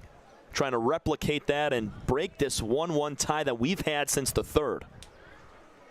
Bryant awaiting ball 1 at the feet. So after attacking Garrick and getting the punch out, command becoming an issue for Meyer. You mentioned his stats before he came in. A high strikeout guy. He still has 7 walks on the year. That ball is in the same spot at the feet. 2-0 to Schellenbarger. If I'm Schellenbarger, I might get a little aggressive here. 6 straight misses. Conventional wisdom would say put the bat on your shoulder. You might see Meyer just try to get a pitch over the plate here. Brian Schellenbarger, base hit to left field. Marcou's going to be held up at third base. Nick Webb got on that ball in a hurry in left field, and that's why Noah was held up. Another nice opposite field swing for Schellenbarger. He's 2 for his first 3 today. I like the hold from Ryan Cockey. Was hit pretty hard into left field, so Webb was able to get on it in a hurry. And with only 1 away, you're going to trust Jake Shire to at least lift the ball into the outfield to try to break this 1-1 tie. Shire had a man at third base with 1 out back in the 4th inning. He ended up striking out swinging. That run never came across to score. He's in a very similar spot here with the bases loaded and 1 out. Got to find a way to lift something or even beat out a ground ball that the Mammoths might try to turn 2 on. Shire's also been one of the better batters in working walks. Now's a good time to walk, drives in a run, or if it hits him. First pitch hits Jake Shire. He doesn't even want to say he got hit. It's a 2-1 Hopper lead as Meyer pulls the fastball at the feet of Shire. Wow. I don't think I've ever seen a player get upset when he gets an RBI. He just wanted to hit. So now it's 2nd and 3rd. Ferguson moves all the way down to third base. Schellenbarger to 2nd, and Shire, he's on 1st. And Todd Maddox has had 1 really good at-bat and 1 really not so good at-bat so far today. He struck out on 3 pitches last time up. He doubled in a run in the 2nd. 2-1 Eastside. They struck first, took a lead in the 2nd. Mammoths tied up in the 3rd. And the Hoppers get it on the hit by pitch with the bases loaded. 2 balls, no strikes to Maddox. And more movement in the bullpen now for Westside. Yeah, an extra base hit here, and a game that was so tight through the first half is now unwinding quickly. Ground ball, and stop the bleeding pretty quickly as well. Here's the 2-0 pitch. Grounded foul down the third baseline. Going to ricochet back in towards play. Nice hustle from Esposito to go get that foul ball. He's getting a nice tan on, too, with the sleeves rolled up. Has the hat off, too. You never want the hat tan line either. Nope. Looked like Scotty Scheffler the other day. Swing and a miss makes it 2-2. Key is just wear a hat all the time and no one will ever see your tan line. That's a good point. I'm always afraid when I get a haircut or something, just based on having longer hair for a lot of the summer. 2-2, swing and a miss. Maddox goes down swinging with the bases loaded. There's now 2 gone.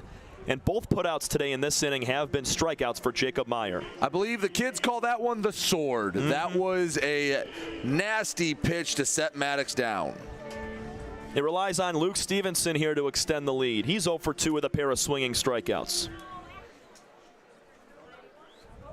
5 base runners left on through 5 2/3 innings for the Hoppers. They do not want to continue to bring that number up. There's ball 1 to Luke.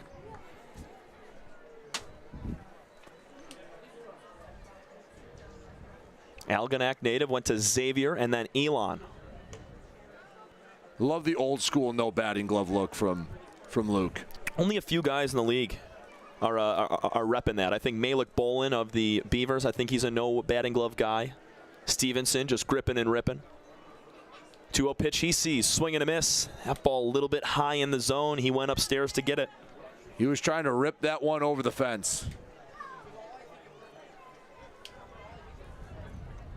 Seltzer deep at shortstop on the grass cut out of the outfield. Same thing with Garbasic at third. Here's a line drive fouled on the third base line, just missing the runner Ferguson. He was out in front of it. If he's able to hold back, might be able to find it. Moves the count to 2-2 with 2 outs. Meyer looking for another strikeout. It would be the side retired. Swing and a miss. Jacob Meyer strikes out the side, but a run scores. Jake Shire hit by a pitch with the bases loaded gives Eastside a 2-1 lead. We head to the bottom of the 6th inning. Hoppers on top of the Mammoths. You're watching USPBL Baseball.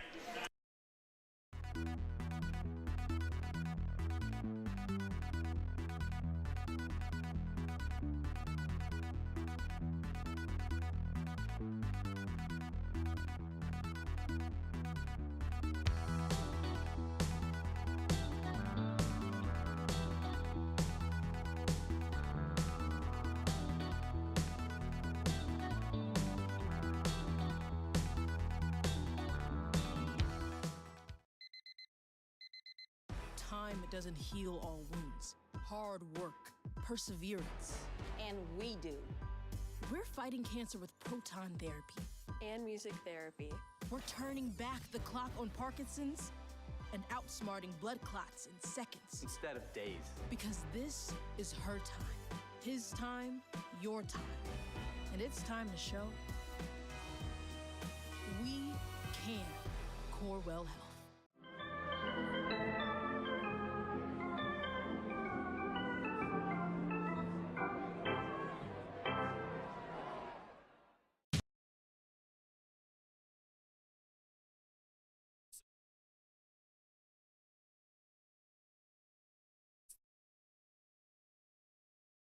The USPBL network.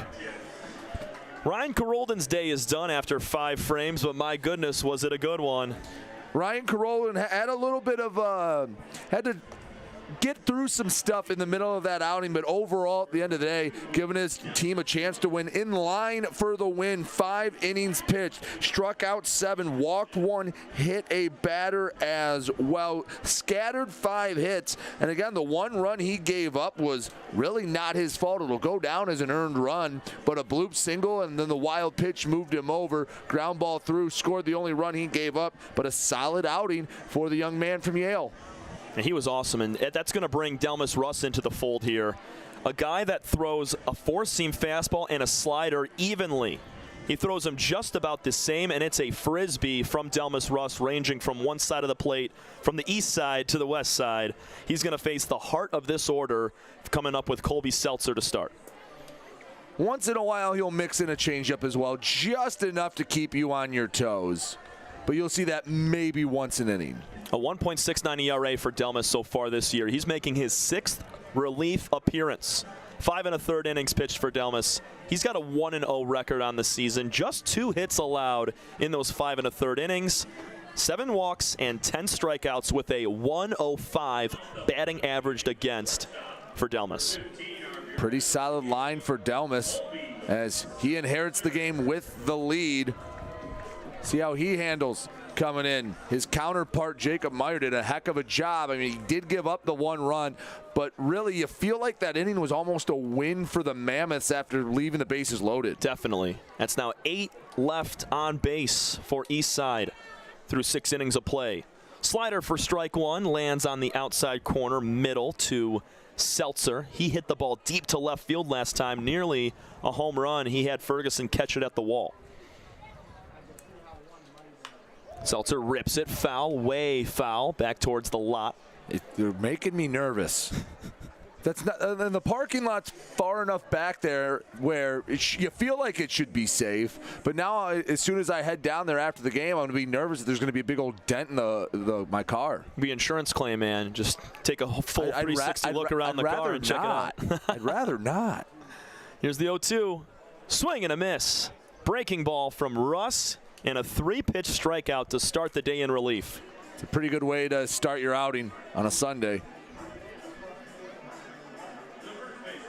Gonna bring up Drew Fleming, a double and a walk today. He's been really settling in nicely. Brady, you and I were on the call for his very first game. He had, I think he was 0 for 4 with 3 pop-ups, and he's just stayed so consistent, staying down on the baseball, driving through a totally different approach we've seen the last couple games. He squibs one, fouled on the first base line. That made a funky sound off the bat. That hit off probably right above his hands. But for Fleming, again, played at Concordia, so all right, NAIA ball, you're going to get a mix of talent level there. He comes here, and you're playing against guys that played D1, played a lot of D2, and a lot of the best players in this league are former NAIA guys, and Drew Fleming is, well, quickly burst onto the scene as being one of the better hitters that you'll see. He had high expectations coming into the league, and he's lived up to them recently. Has a monster home run a couple days ago, multiple extra base hits, a couple doubles for Drew. Here's the 1-1. Strike.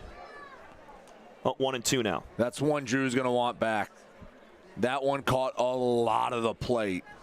I know it's breaking away from the righty Fleming, but man, if he's waiting on that pitch, it's going to end up off his face on the scoreboard. Here's Drew Fleming to left center field. Coming over, Ferguson makes the catch, jogging in the gap. 2 up, 2 down for Delmas Russ and the Hoppers with a 1-run lead in the 6th. And Russ got the right result there, but that was the same pitch as before. Fleming missed it. I'm not going to try to throw that pitch too many more times, as that was a slider that ended up over the middle of the plate, about above the belt. And yeah, Fleming's going to make you pay more often than not with that one. You got away with it there. Take it, and now turn your attention to Williams Nelson. 1 for 2 day for Dre, a single in the 2nd. He struck out swinging in the 3rd. Starts out 1-0. Eastside trying to pick up a big win. It would be the first time they'd beat Westside this year if they can complete this victory and be the first to 10 wins on the season.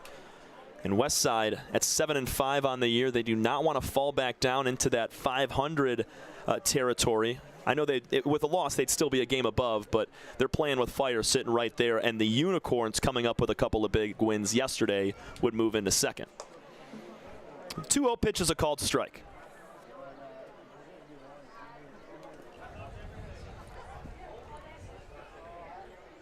Dre, a native of Houston, Texas. Yeah, drafted right out of high school. Spent some time in the Angels organization.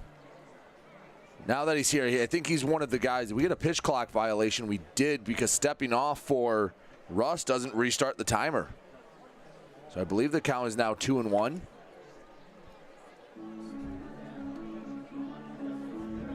The count will be 2-1 on Dre Williams Nelson.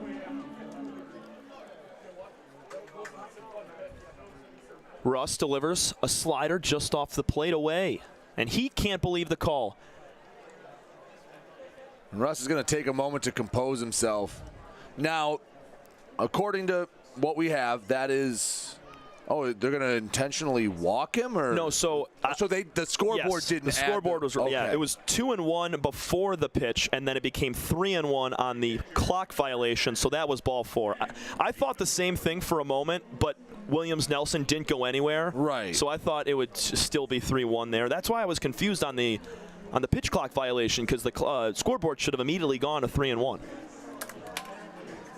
Back to the pitch that was ball 4, and I think that Luke Stevenson was a little upset, because I don't know if he would have called for that pitch had he realized it was 3-1.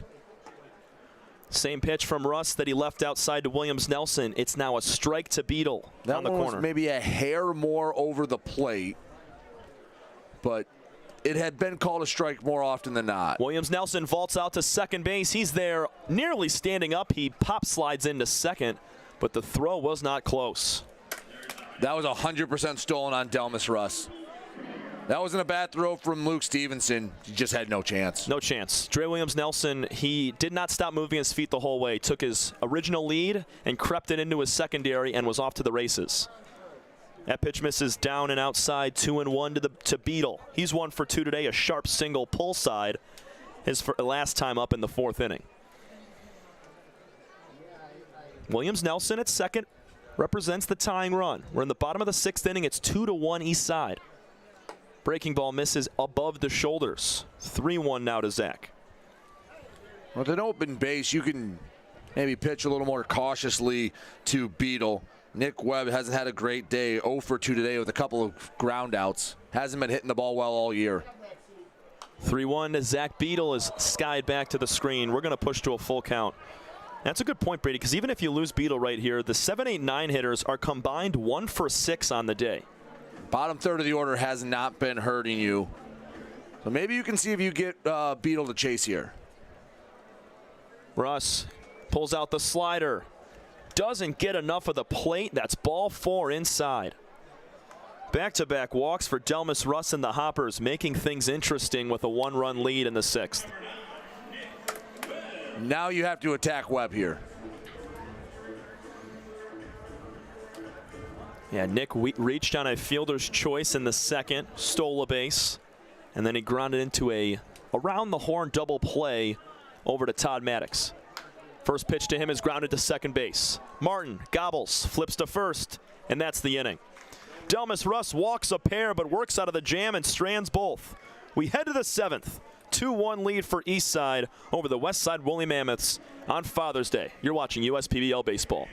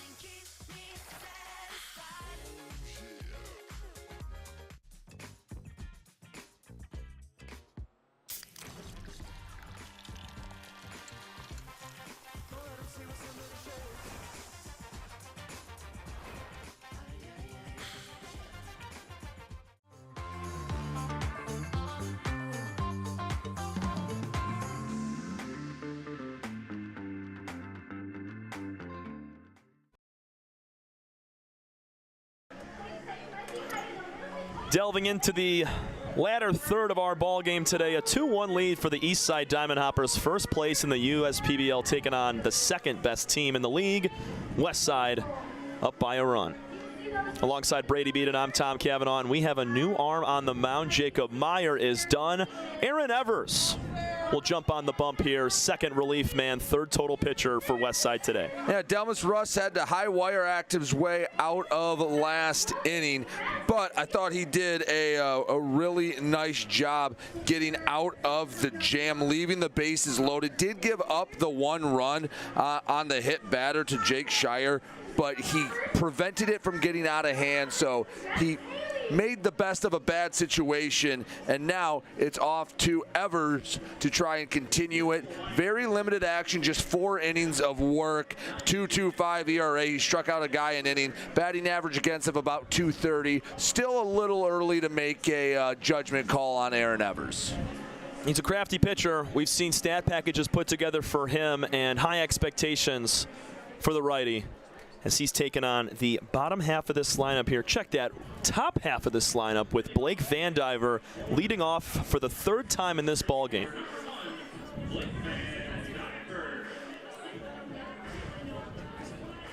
Hoppers looking to add to a lead. They scored 1 in the 2nd. Scrapped together the go-ahead run in the 6th. A hit by pitch to Jake Shire with the bases juiced is the difference. Vandiver takes a first pitch fastball high and outside. Evers, he's a backwards pitcher with all off-speed stuff.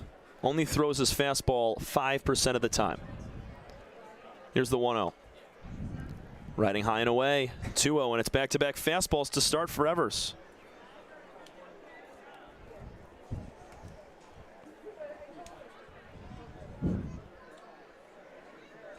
Both teams with 5 hits apiece, 3 total runs in the game. There's a strike called, 2-1. Glad to see our crowd has stuck around for the later innings. Tons of fathers and sons here today enjoying a baseball game in downtown Utica. 3 balls and 1 strike now to Van Diver. And even though you're ahead in the count, the way Evers pitches, it's going to be tough to get a read on what to wait for. He throws the changeup the most, but the curveball and sinker aren't too far behind it. You just can't sit fastball here in a hitter's count. Cut and a miss. That pitch up and away. Van Diver chases to a full count now.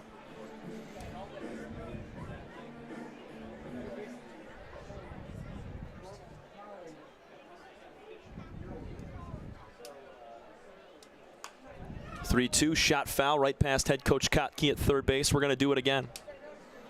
Got a pitch you don't want to get comfortable making. That one was a curveball that ended up right dead center. You miss on pitches to a team like this, you're going to regret it. On both sides, too, because the Mammoths, they'll do the exact same thing. 3-2 breaking ball, strike 3 called, and Van Diver was headed right back to the dugout. Good start for Aaron Evers. He strikes out the first batter he sees. 3 straight Diamond Hoppers that have gone down on strikes. As Bailey Martin, he hasn't put a ball in play yet today. A couple of walks and a strikeout. That'll bring up Bailey Martin. 9 total strikeouts for Hopper hitters today. Evers, first pitch to Martin is a ball high.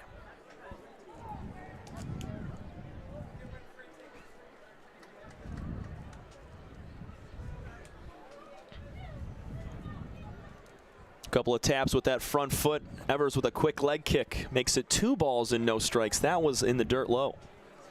See how patient Martin is. Maybe he tries to ambush this one, but again, you can't really sit on one specific pitch ahead in the count.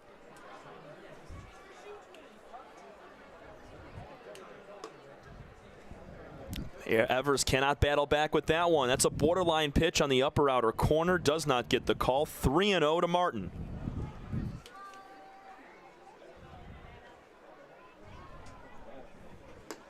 And it's 4 straight. 3rd walk of the game for Bailey Martin. He's 0 for 1 with 3 walks and a stolen base today. Finds a way to get on base and sets it up for Noah Maru. His run right now, the difference in this one. Yeah, he hasn't had much of a chance to swing it today. I mean, you have that one strikeout on a 2-2 pitch for Martin. Other than that, he hasn't even worked to 2 strikes besides that strikeout. It's been all 3-1 counts that he has walked on today. Besides that 4-pitch walk. Maru doubled his last time and scored. Swing and a miss. Swung through the changeup. A bunch of different stuff coming out of the hand of Aaron Evers. And another base runner for Eastside and a chance to pick off Martin, and he's out. Caught Bailey Martin hopping at first, and it's 2 gone. Nice move from Evers to nab the runner. I love the move. In that spot, you have Noah Maru at the plate. He has been the best hitter in the league so far. You're up a run. You're in the late innings. Yes, you might be able to steal the base, but now it's now you got no one on for Maru. Swinging a tap foul off the right foot of Beetle. He's going to high step it back towards the cutout. No balls and 2 strikes now to Noah Maru, and that kind of fizzles the inning out right there. Yeah, stops any momentum. And even though it is a 2-1 game and the scoreboard says it's been a pitcher's duel, you're into the bullpen now. This Mammoth lineup, they can turn around and put up a couple runs like that. So I don't know. I don't love getting picked off at first there. I don't love the over-aggressiveness. Now, I know that's a new wave to try and the lead off where you hop into it and you start with a shorter lead and you try to time it up on the hop. But it was a nice move from Evers, and like you mentioned, Tom, it just killed all the momentum in the inning. Evers had the peripheral vision to see the runner Martin starting to vault towards second. Here's the 0-2 breaking ball. Not moving a muscle is home plate umpire Amir McKinnon. Everybody else was headed off the field. Maru looks back to double check. It's now 1-2. That was a close pitch. I think there are some perplexed Mammoths out in the field. Evers trying to right the ship right now. 1 ball, 2 strikes to the best hitter, Maru. Here's a high fly ball, left field. This ball's got some carry. Going back, Webb looking up. Goodbye. On the next pitch, Noah Maru. A solo jack makes it 3-1. And Noah Maru is going to say thank you very much for that extra life. because there are some Mammoths that are very upset that Maru even got the opportunity. But how about that smooth swing? That pitch was borderline away. 382 opposite way, 100 miles an hour off the bat. Noah Maru's making this look easy. That just was, it's just dumb what Maru's doing right now. A league high 4 home runs on the season now for Noah. He's 2 for 3 with a walk, a double, and a home run with 2 runs scored today and an RBI. Continues to mash the baseball. My goodness, that is now 9 extra base hits out of 16 for Noah. The 1-0 to Gehrig is a strike on the outside corner. How big is the pickoff over at first now? Yeah. Could have been a 3-run lead. It's just a single run on the board here in the 7th inning after the Maru bomb. Aaron Evers gets swing and miss, strike 2 to Gehrig. Matt today is 0 for 3, grounded into a double play and has struck out twice.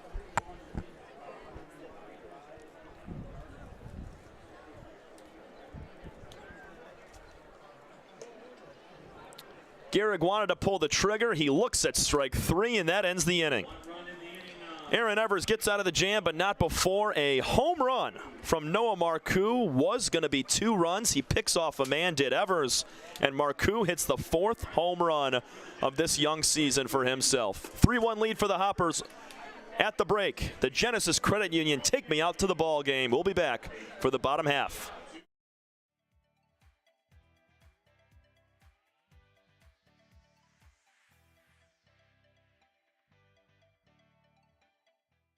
First State Bank is a locally owned and operated business. We're part of your community at fsbcares.com.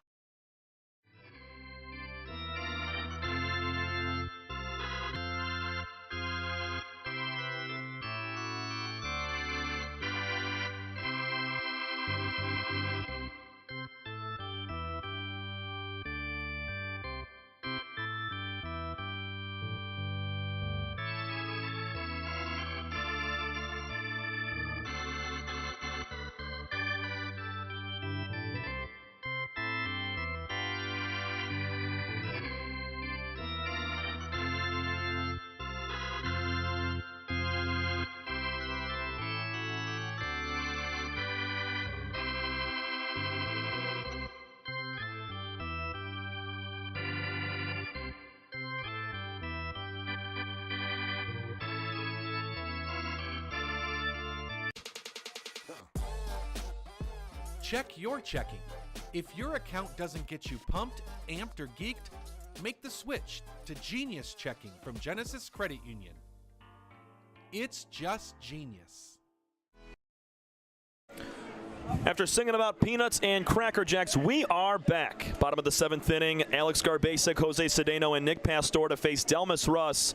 And the difference in this ballgame has been 1 run in each of the last 2 innings for the Eastside Diamond Hoppers.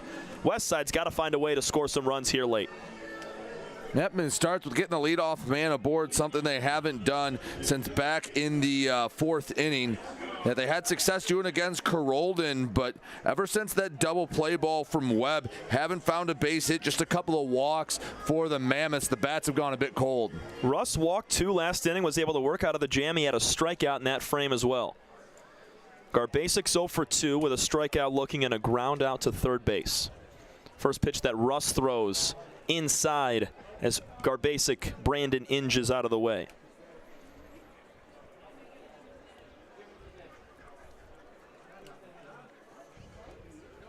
Garbasic's 1-0 is swung on and missed. Chased that one way below the zone. Didn't see that ball out of the hand well at all. Yeah, that 105 batting average against for Delmas Russ, that just tells you everything you need to know. And the runs that he has given up this year, which is only 2, relied on heavily of those 7 walks this year. That ball's outside. 2 balls and 1 strike now to Garbasic. Got a couple host families out here supporting their players. Do such a great job being able to support all these guys in their strike 2. Oh, Garbasic is not happy, and I understand every emotion he has right now. I mean, after he got rung up on a pitch that was not a strike last time, a pitch that probably should have been a strike, extended the Maru at bat that ended up in a home run, and that pitch 3-4 inches inside is strike 2. Yeah, we've seen him gradually just get a little more frustrated based on what he's seen, and he's at third base, so he's able to kind of see where these pitches are missing or hitting when he's in the field as well. And you know Taylor Jelenkowski really well. He's a pretty easygoing guy. Even he looks a little frustrated. Yeah. The 3-2 pitch is low and inside for ball 4. Garbasic tosses the bat immediately, and he's going to take that walk as the ball comes in from the bullpen. I think there was a little part of him that was waiting for the strike 3 call to come. Yeah, I would have been on pins and needles if that were to happen right there. Yeah, Garbasic does not want to go down on another non-borderline pitch. Jose Cedeno's 1 for 2, base hit, and a run scored in the 3rd inning. Mammoths trail by 2 in the bottom of the 7th. Time is called at the dish by Cedeno as Delmas Russ took much too long on the mound. Now, see, I don't like that time called now that you only get 1. Back before there was a limit on timeouts, I love that. But using your 1 right there, see, now I don't like it. You lose a tool for the rest of the at-bat. Russ walked the leadoff man Garbasic. He's facing the 9-batter Cedeno. And this fastball scoots away from Stevenson down to 2. Will go Garbasic as he rounds the bag. 1 ball, no strikes to Cedeno with the runner in scoring position. 3-1 is your score. Eastside is on top looking for the 10th win of the year.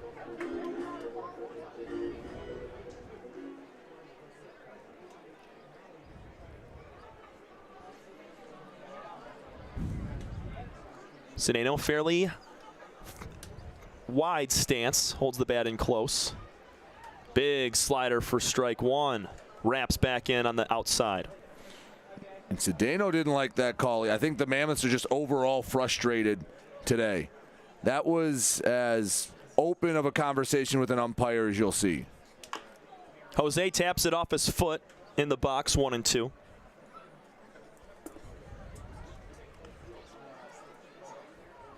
Again, you do have to be careful if someone were to cross the line. You only have 2 guys on the bench.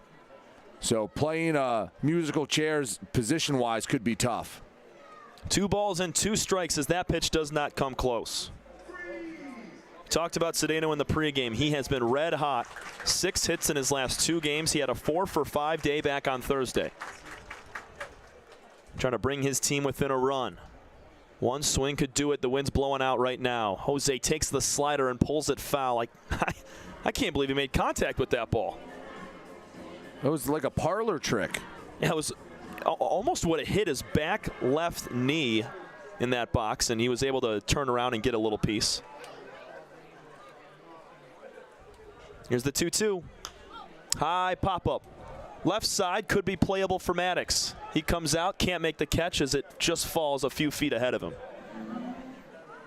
Yeah, a lot of ballparks around America, that's a souvenir. Here at Jimmy John's Field, it's just midway into foul territory. So much space on both sides. The dimensions around the field entirely. It's 315 down the left field line, 395 to straight out center field, 320 to right field, and about 75 feet of foul ground territory between the line and the dugouts. The 2-2 pitch, high and away, full count to Cedeno. A nice at-bat worked by the 9-hitter.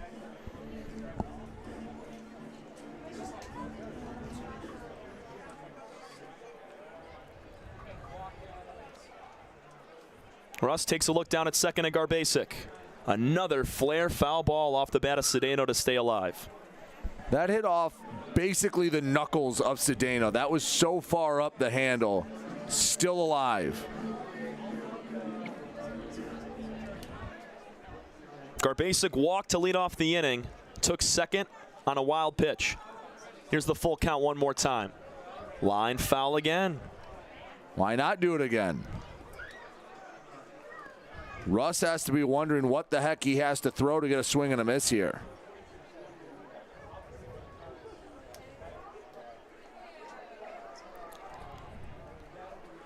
Ninth pitch of the at-bat coming right now. Russ checks the runner. The pitch. Make it 10 pitches coming up for Cedeno. Head coach Taylor Jellikowski loves it. He's clapping up his center fielder. 34 pitches for Russ, and 10 of them have come in this at-bat alone. Russ was brought into the ball game in the 6th. Walked 2, struck out 1, did not give up a run. Only run for the Mammoths came back in the 3rd inning. RBI base hit from Francis Florentino.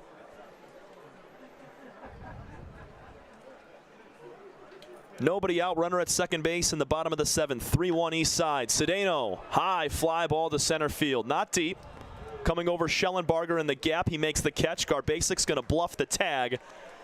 And the throw into second base a little closer than I had assumed. Schellenbarger, heady play, throwing right to the bag as Martin's able to get there and lay a tag on Garbasic. I like the chemistry between Van Diver and Schellenbarger. Van Diver letting Schellenbarger take over from right field, coming in towards third base where Van Diver catches it. I think Garbasic might try to tag up because he has to turn and throw, where Schellenbarger can use his momentum to keep going. I like that chemistry. That's a little thing, but it kept Garbasic on second. That's the right move right there. Schellenbarger knows extremely well. He's played a ton of right field and also has a cannon for an arm. He likes to show it off, too. He does. First pitch to Pastor is a ball outside. 0 for 2 day with a hit by pitch today for Nick. Flied out to left field back in the 3rd, struck out swinging in the 5th inning. Slider misses a little bit low and outside, not by much. 2-0.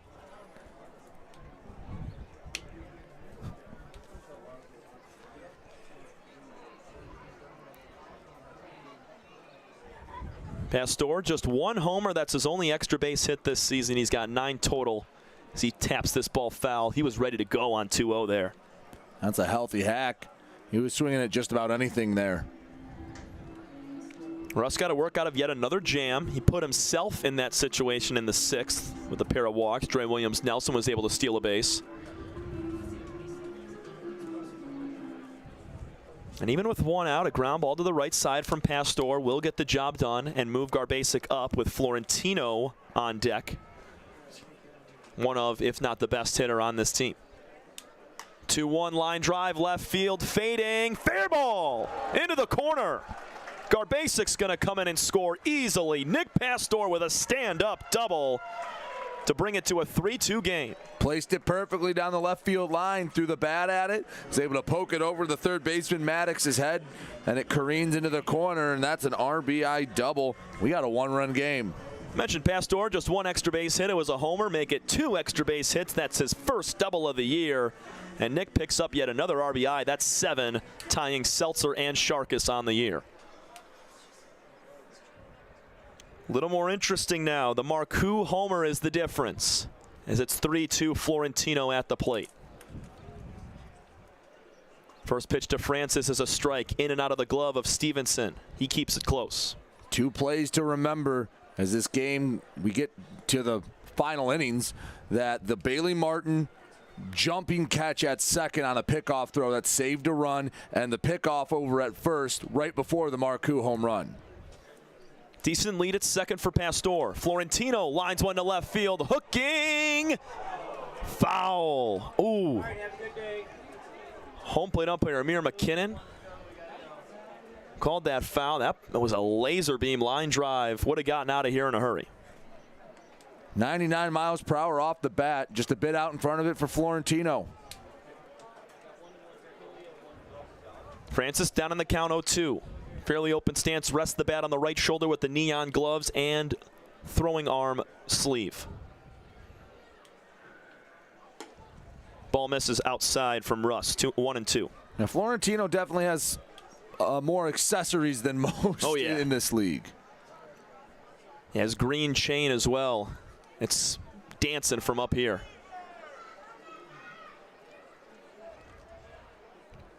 Florentino leaves that away, gets past Stevenson, down to third will go Pastor, and just like that, the tying run is 90 feet away in the 7th. Shift the focus of the at-bat. 2-2 count. Less than 2 outs. Just focus on making contact if you're Florentino. Interesting, the infield for the Hoppers is not coming not coming in. Shire looking from a call from the dugout. They're going to have to relax back. He's asking about it, communicating with his middle infielder, Martin. As the 2-2 pitch to Florentino, high and outside. We're going to push to yet another full count. The third one in 4 batters for Delmas Russ this inning. Colby Seltzer is on deck. He's 0 for 3 today. So maybe a walk here, not the worst thing, can put the double play in order. The 3-2 pitch, swing and a miss. Florentino down to a knee, and that's out number 2 with the runner Pastor still sitting at third, and here comes head coach Ryan Kotke. Huge strikeout for Russ, and that's going to be the end of his day. 2 gone as Florentino goes down. A new man coming out of the bullpen. We'll get you the numbers on Russ and the new member on the mound, the relief man for the Hoppers. 3-2 ball game. Nick Pastor brings it within 1 run of a deficit for the Mammoths. Colby Seltzer due up in just a moment. This is your home for USPBL baseball in the bottom of the 7th. Make your move with a quick and easy mortgage from Genesis Credit Union. We have mortgages to fit your life. Genesis Credit Union. Visit us today. There are many things you can rely on in this world, like a sunny day brightening your mood, your mom baking the world's best apple pie, and never a dull moment in running your business. And when it comes to time-consuming HR tasks, you can rely on Tryon. Tryon can handle payroll and taxes, employee benefits, and more, so you can stay focused on attracting and retaining the best talent. With Tryon, you don't have to grow it alone. Visit RelyOnTryon.com. The Dave & Buster's method is designed to help you unlearn adulthood and reset our life around zapping stuff and cheering for stuff with your friends. Begin the method today with 5 free games. You know you want to. Garrett Brown takes over on the mound for the Eastside Diamond Hoppers. That's going to conclude the day for Delmas Russ. Russ goes 1 2/3 innings. Gives up 1 hit, 1 run. It was earned, 3 walks and 1 strikeout. And it was the big swing from Nick Pastor to drive in Alex Garbasic, who walked, part of that 3-walk outing for Russ. And that's where we stand currently. Francis Florentino struck out a moment ago for out number 2. And Colby Seltzer will bat against Garrett Brown. 7th outing of the year, all in relief for Brown. He's working a 1.35 ERA in his 7th outing here. 6 2/3 innings pitched. He's given up just 1 hit, 1 run, and dead even with his walk to strikeout ratio. 7 walks, 7 strikeouts in those 6 2/3. And Seltzer today, 2 strikeouts, both swinging, and his 1 putout that was in play was a deep fly ball 2 or 3 feet from being a home run to left field. So he swung it well in that at-bat, and he gets to face the righty Brown now.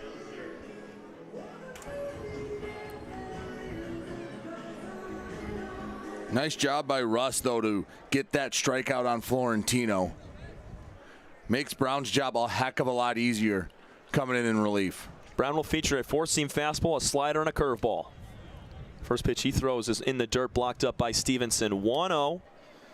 Nick Pastor stands at third base, the tying run in the 7th inning.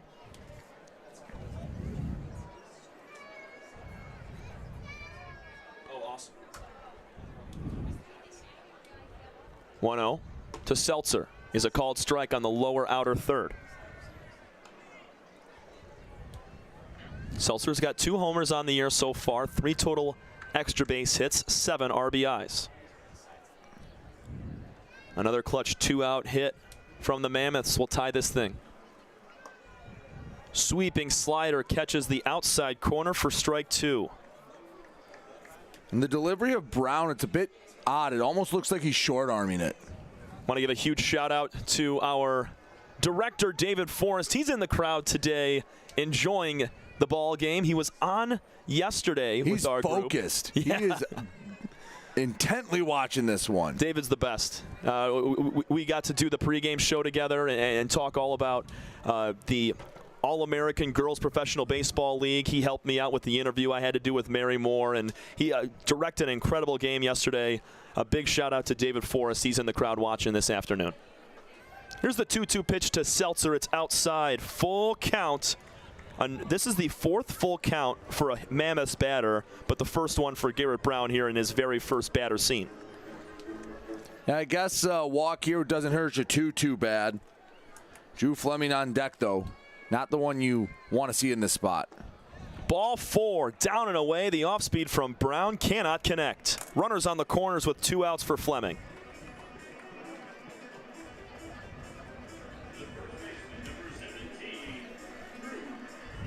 Second walk of this inning, the 4th walk in the last 2 frames for Mammoth hitters.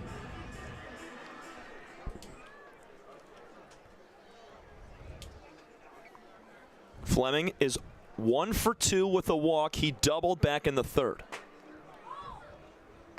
Takes strike 1, lower outer corner. Big first pitch strike.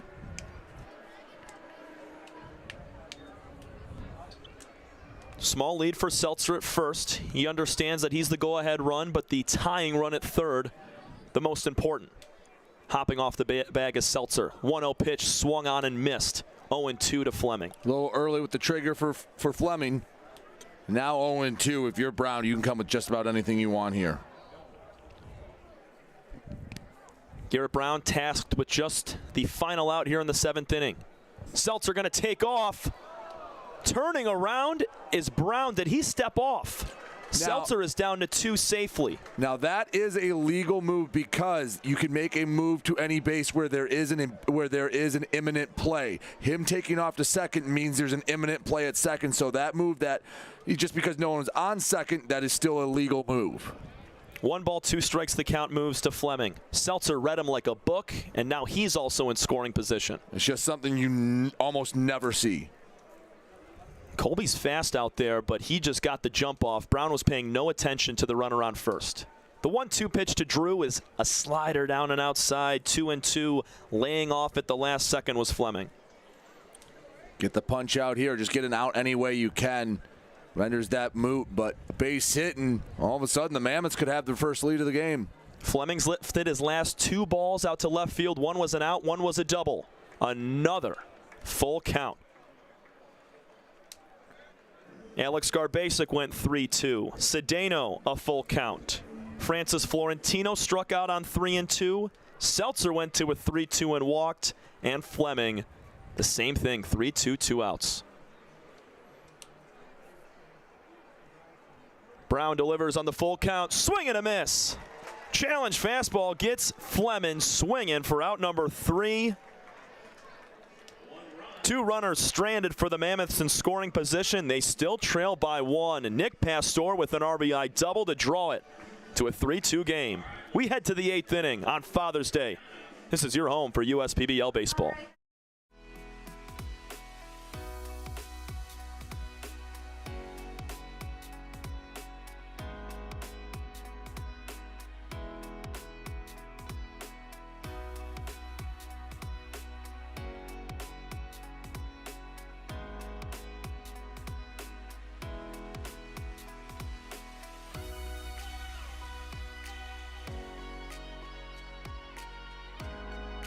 Throughout your life, from big moments to ones well-earned, we're your financial guardian angel.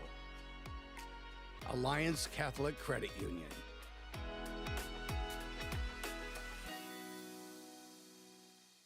You hear about the promo that Jimmy's John's got going on? 5 off 20? How they pulling it off? Magic? You got David's Copperfields in there? Show yourself, Copperfields! Jimmy John's. $5 off orders of 20 or more.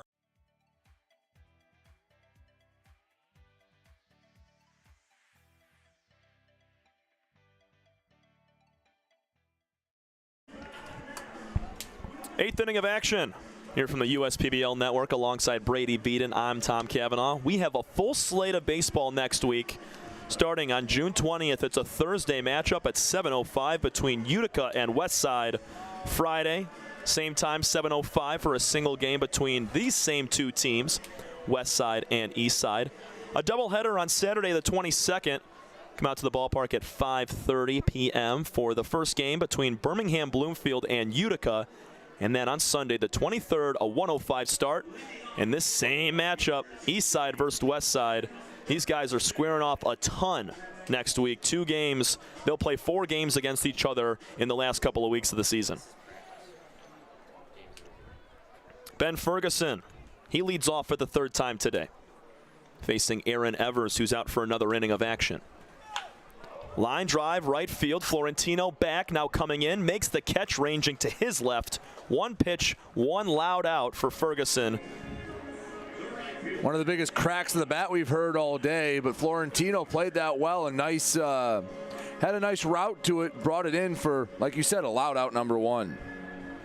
Schellenbarger, a solid day. 2 for 3. A double down the left field line off the wall, and single between the 5-6 hole. That was back in the 6th inning. Quiet stance, wags the bat over the left shoulder. First pitch he sees, cut on and missed a little bit late on that pitch outside at 83. Yeah, made a late decision to swing at a pitch that wasn't in the zone. Schellenbarger's had better swings the last 2 at-bats. That's why he's 2 for 3 today. He loves working the opposite way. That's where Evers is placing everything right now, and Schellenbarger lifts it out to left again. Webb, a couple of steps back, puts that in his back pocket. 2 up, 2 down in the 8th. Didn't seem to have the bat speed on that swing. Maybe just a bit indecisive on it. Still barreled it up, but if he really takes a healthy hack, might be able to put a little more power behind it. Instead, it's out number 2. Jake Shire, he was hit by a pitch in the 6th inning with the bases loaded. That brought the game to 2-1. Then in the 7th, Noah Maru went deep for a solo shot, made it 3-1, and the Mammoths were able to get a run back last half inning. Here's a ground ball up the middle, mishandled by Seltzer. It would have been a tough play. It's going to be a 2-out base hit for Jake Shire and the Hoppers. Seltzer kind of had that on an in-between hop. It was all or nothing right there. Even if he gloves it, it would be a bang-bang play at first to have to turn his body a bit and fire over. Shire was hustling down the line.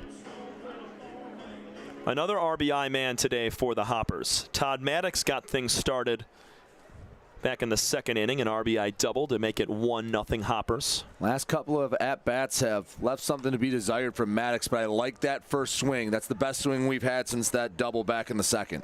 He's struck out swinging his last 2 times up, and you're right, kind of attacking that first pitch with a healthy hack.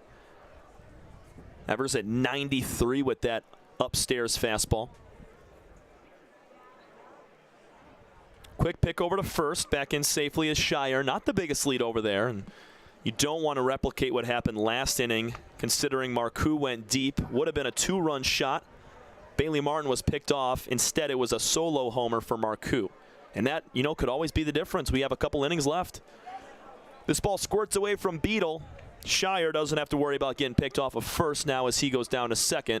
2 gone with the runner in scoring position. Yeah, that's a tough pass ball in that spot. Runner on first with 2 away. Now a base hit, a ground ball that has eyes can make this a 4-2 game. Maddox clutched up with 2 outs with that double in the 2nd. Trying to do it again. Evers, deep breath, the 1-1 pitch. Blocked up by Beadle. Well done from Zach. And he's going to try to back pick down to 2nd. Back in safely is Shire. Well, that was a pretty close play, but I think that's Beadle trying to make amends for that pass ball. Yep. I'm just impressed at his ability to move across the box like that. He was set up inside and had to come all the way over into the left-handed batter's box to stop that one. Evers delivers a 2-1 pitch. Swing and a miss. Levels the count at 2 apiece.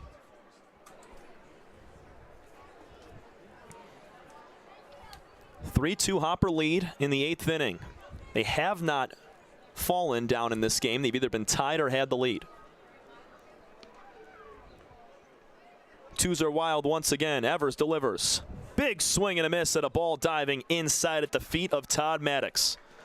Another strikeout for Hopper hitters sends this to the bottom of the 8th inning. Mammoths trying to tie this or take the lead. This is your home for USPBL baseball. The Dave & Buster's method is designed to help you unlearn adulthood and reset our life around zapping stuff and cheering for stuff with your friends. Begin the method today with 5 free games. You know you want to. Fifth Third Extra Time helps you do you better. So kick back and relax. You have extra time to avoid overdraft fees. Fifth Third Extra Time. This is banking a Fifth Third better. We're the financial champion of Michiganders.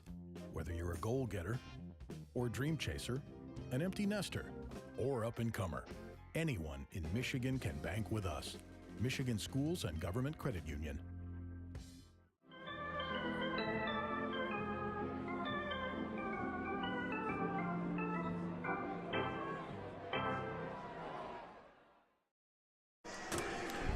Five, 6, 7 hitters due up here for the Mammoths as they trail by a run. They got one back in the 7th. They're looking to tie this thing up, take a lead, and it's the heart of their order.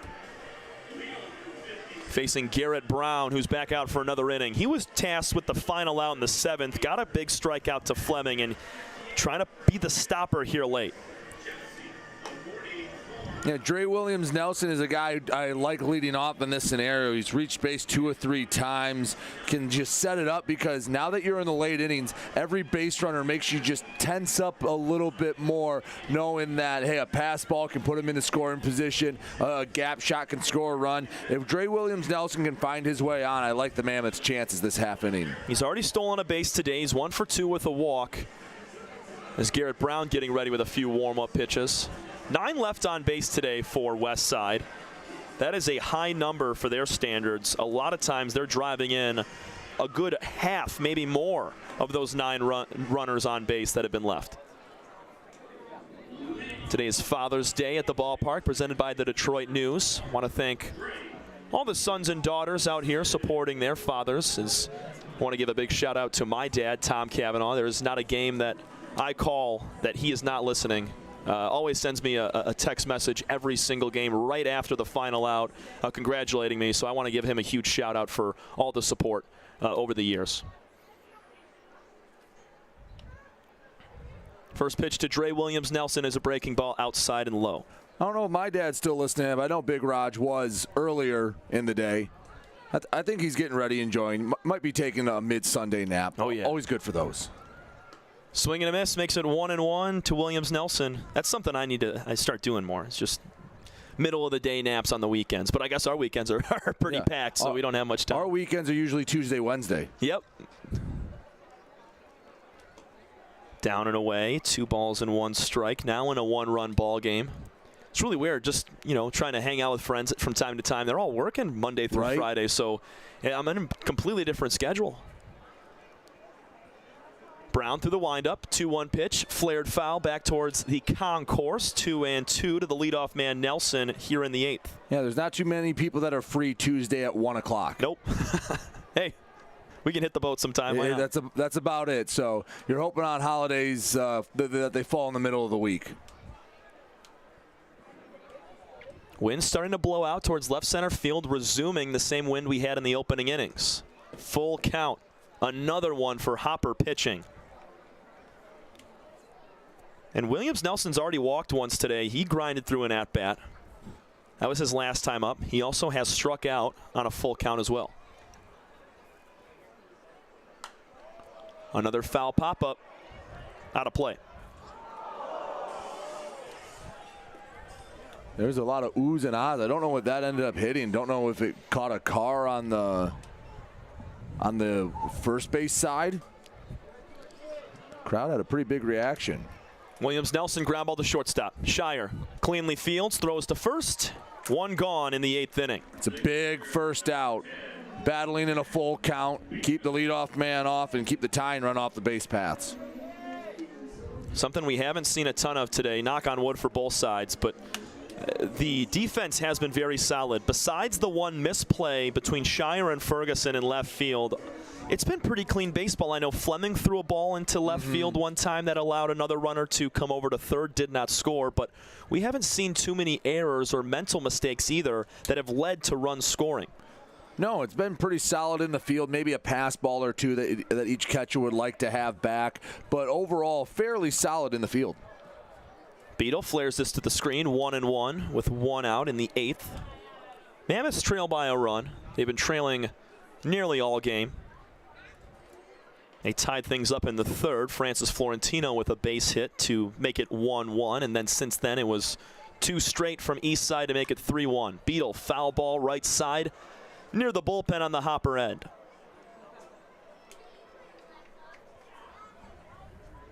Beetle's 1 for 2 with a walk. Struck out looking his first time up in the second. Brown drops the glove, the 1-2 outside.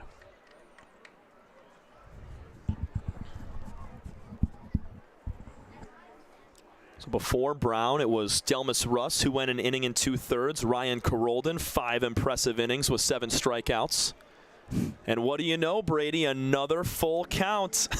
The first 2 this inning, and there were 5 last frame as well. They're certainly heightening the drama. Everyone's getting their money's worth here on a Sunday. These Mammoths doing a nice job of taking the pitches that are not close. Another foul ball from Beetle.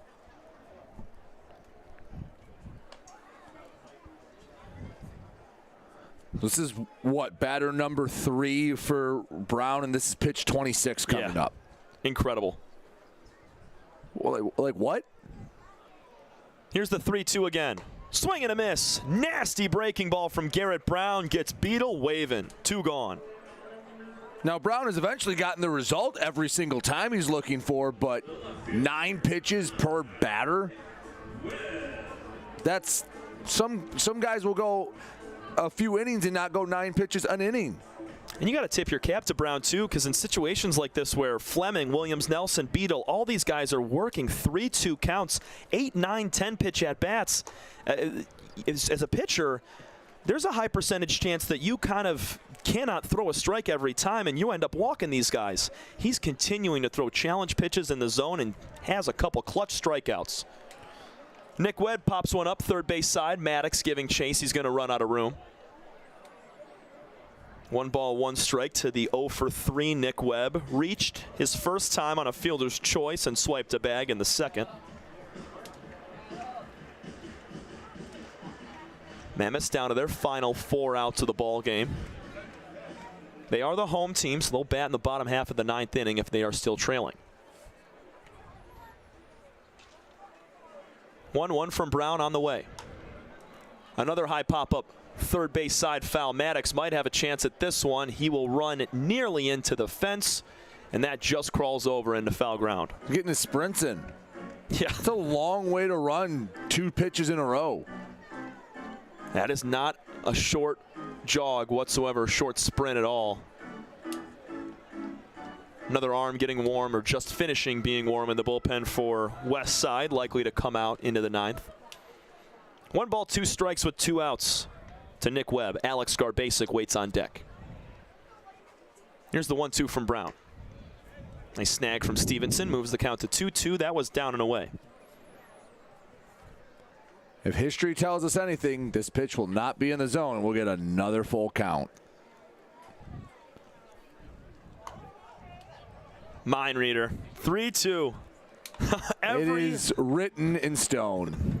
Every batter that Garrett Brown has faced, and now it's 5 of them, he's gone to a full count. He has struck out 2, had 1 ground out, and walked 1.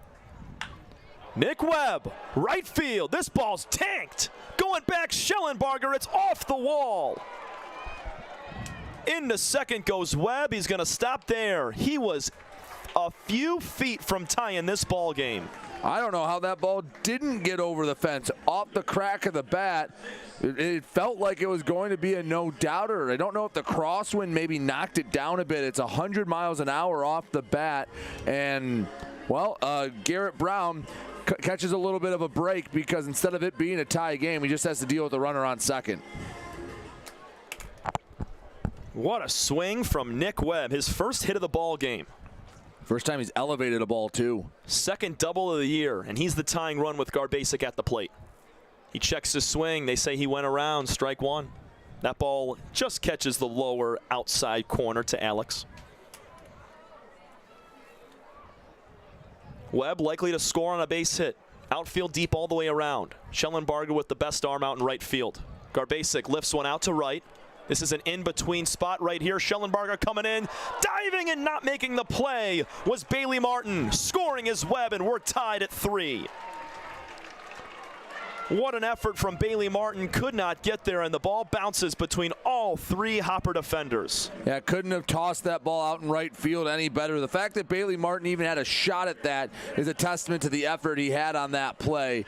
But well, usually it's a bloop and a blast. That time it was a blast and a bloop to tie this game up. Alex Garbasic, a big RBI single.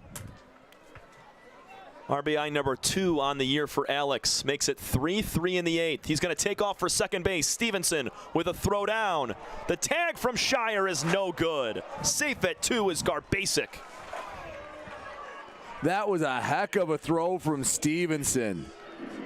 I like the aggressiveness from Garbasic, but it was basically a pitch out, and I think he might have got to the back part of the bag first. That was a bang-bang play at second. Stolen base number 2 on the year for Alex. The 1-0 pitch to Cedeno is a called strike at the knees. A 2-out, nobody on double from Webb, and Garbasic, Texas leagues one down the right field line. In between Schellenberger, Martin, and Gehrig. Cedeno waiting on the 1-1 pitch. Breaking ball outside. And it benefits the Mammoths as well that they had 2 outs there, because Webb would not have scored on a blooper like that. He would have been sitting between the second and third baseline, but he was coming all the way around and scored as the ball dropped. The 2-1 pitch. Cedeno lifts it out to right center field. Going back is Van Diver. Still going back. Makes the catch onto the warning track.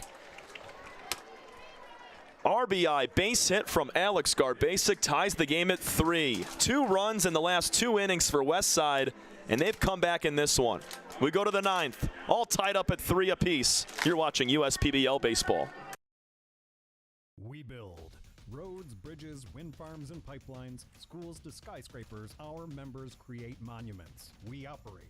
We're the operators and mechanics behind the advanced heavy machines that move Michigan forward. We maintain boilers and HVAC.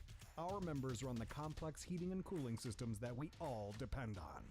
Our training is second to none, and safety is our priority. We are Operating Engineers 324, and we keep Michigan running.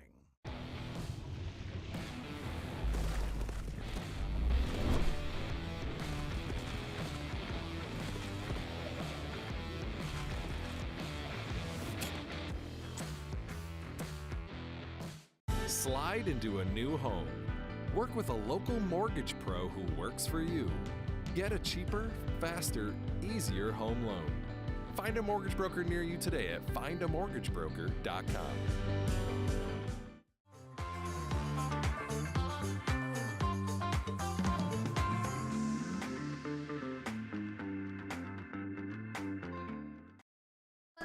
Final full inning of baseball here on Father's Day. Alongside Brady Beaton, I'm Tom Cavanaugh. What a game it's been today, Brady.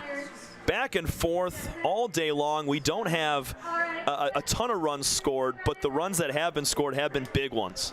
Absolutely. It's been some clutch hits, a little bit of luck from both sides. You can probably point to 3 or 4 pivot points in this game that had there been a different result, we could be in a different spot right now, but put it in a blender, see what comes out, and it's a 3-3 ball game through 8. Bo Atkins will take them out in the 9th inning, taking over for Aaron Evers. Evers goes 2 innings, 2 hits, 1 run, 1 walk, and 3 strikeouts. His only blemish was the solo shot from Noah Marcoux, and Bo Atkins, he's the real deal, man. Yeah, Bo Atkins has had a heck of a season so far for the Westside Woolly Mammoths. A 2.31 ERA in just under 12 innings of work, but here's where it gets impressive. 17 punch-outs, 2 walks in those just under 12 innings of work. He is a swing and miss machine. Nasty stuff. Throws that fastball, low to mid-90s, the slider and breaking ball, the curveball and splitter are very effective. First pitch he throws not close to Luke Stevenson. 0 for 3 day for Luke. He has struck out every time. Looking to be the leadoff man in the 9 spot here to bring his team back into the lead. It was a 3-1 lead going into the bottom of the 7th for Eastside, and they gave up 1 run in the last 2 innings, and it's tied now. One thing Bo Atkins does really well is his stuff is deceptive. Has a 4-seamer, but a slider and a curveball that he can use to get guys to chase out of the zone. Does a nice job putting it in a spot where it looks like the fastball, and then it'll drop away. Swing and a miss on the 2-0 to Luke Stevenson. Late hack on the fastball from Stevenson. It's a battle back pitch right there from Atkins. He's not going to lose a guy on 4 pitches, almost never. Got only 2 walks early in the season. 2-1 to Stevenson's flicked out to right field. Caught by Fleming at first. Thought that had a little more carry. It stays in on the infield, 1 out. Yeah, that was just a flailing swing from Stevenson. Lucky to make contact as the lineup turns over. And now the momentum for Eastside seems almost non-existent. Again, the Noah Maru home run, that's really, Maru's been their only batter to get a hit besides Schellenbarger since the 3rd inning, or since the 4th rather. Only 2 guys with multiple hits in the game today as well. A couple of lefties. Excuse me, Shire did get the single to extend last inning. But point being, not a lot of guys hitting for the Diamond Hoppers right now. Van Diver takes that pitch in the dirt, 1-1. Hoppers just need a base runner. Blake Van Diver, he can move. He finds a way on. He might steal a bag. Try to challenge the arm of Zach Beadle. Here's a pop-up on the infield again. Garbasic calling for it right at the grass cutout into the outfield. A couple of pop-outs to the corner infielders have 2 gone in the 9th. There's a couple of good pitches from Atkins. Anytime you can get lazy, weak pop-outs, you're feeling really solid about what you're dealing with. They're just defensive swings from these hitters against Bo Atkins. Bailey Martin will bat for the 5th time today. Little half-hearted swing there, makes it 0-1, call it a sword. 3 walks and a strikeout today for Bailey at the plate. He's stolen a bag. He's also been picked off of first base 1 time. That's outside. He's done a little bit of everything besides put a ball in play. Mm-hmm. He's been about as active as you can be without making contact with the baseball. Atkins through the windup, the 1-1, bounces away from Beadle. Ahead in the count now is Martin. Attack him. He's walked 3 times today. You don't want to walk a guy with 2 outs and see Noah Maru. Hey, if Bailey Martin puts one over the fence, you can live with it. But walking him to get to Maru, that's one you're going to regret. Strike called on the lower outer corner, 2 balls, 2 strikes. And if Martin doubles here, I think you put on Maru to put first and second with 2 gone. I'll be honest, if he singles, I might put on Maru. Here's the 2-2 pitch. Blocked up by Beadle. Nice work. And I know it sounds blasphemous to put the go-ahead run into scoring position, but Noah Maru has just been that good. Mm-hmm. It's almost unfair at this point. And especially Gehrig's not had a good day. He's 0 for 4 today with 3 strikeouts and a double play. Here's the full count pitch with 2 gone. Pulled, fouled on the third base line off the bat of Martin. He stays alive.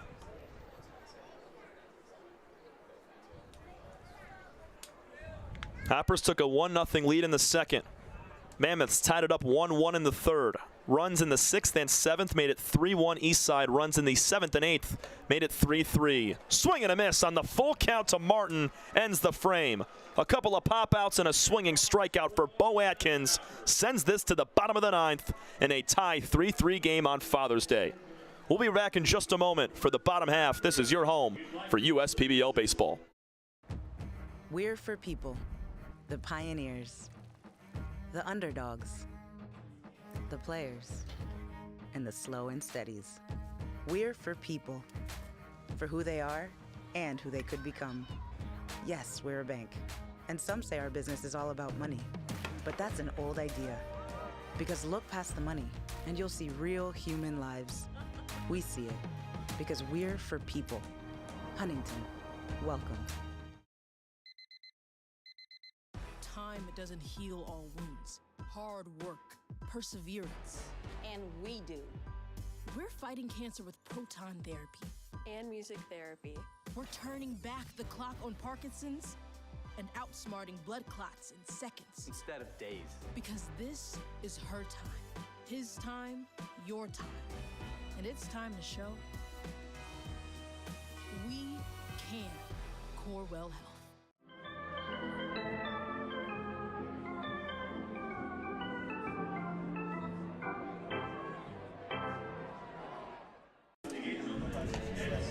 Bottom of the ninth inning here from Jimmy John's Field. Alongside Brady Beaton, I'm Tom Cavanaugh on the USPBL Network. We've had a heck of a ball game today. Knotted up at 3 apiece. And Caleb Rush takes over for Garrett Brown on the mound for the Hoppers. Yeah, it's going to be Rush to try to get it to the sudden death portion. Now it's, hey, all the pressure's on the Diamond Hoppers.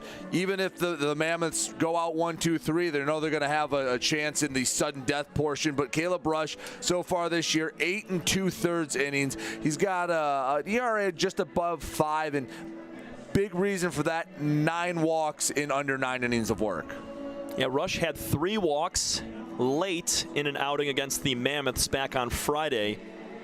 So looking to right the ship here, be able to command a little bit better, but he's going to be facing the top of the lineup, starting with Nick Pastor, Francis Florentino, and Colby Seltzer. Dangerous group to go after here in the bottom half of the ninth inning. First, a batter is so pivotal. Have to get that first out. Garrett Brown goes an inning and 2/3. He allows 2 hits. Both came in the 8th inning. He also walked a pair and struck out 2 as well. Pastor doubled his last time up, looking to replicate those results. Try to get a walk-off on Father's Day. He's done everything but ground out. Double in the gap, strikeout, fly out, and a hit by pitch. Holds the bat still over the left shoulder. Caleb Rush delivers a first pitch fastball at 91 miles an hour right on the black, outside corner. And you see Rush, mostly a fastball. He'll work in a curveball, and he has thrown a slider, although not very often. First base side of the rubber for Rush. Bounces that one into Stevenson, evens the count up.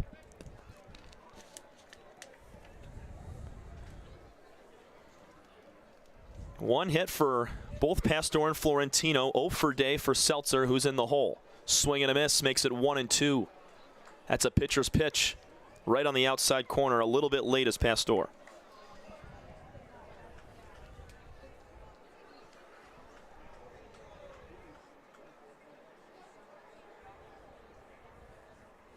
An extra pause from Rush. Leaves it low and in, 2-2. Pastor took a 2-1 pitch, rather, down the left field line his last time for an RBI double. 2-2 at the eyes. Another full count for Hopper pitching. Do not want to walk the leadoff man. Challenge Pastor here. I know he doubled last time up. You'd rather him get on base because he was able to square something up than just giving him the free pass. 3-2 from Rush. Outside off the plate. Not by much, but a great take from the leadoff man. Nick Pastor has the game-winning run aboard. Let's see if we get any action from Pastor on the base paths. We've seen Stevenson make some good throws down to second base, but as you've said multiple times, Brady, these guys are stealing on the pitchers, not on Stevenson. If I'm Florentino, I think you have to take a pitch or two to let Pastor get a feel for how Rush is going to deliver.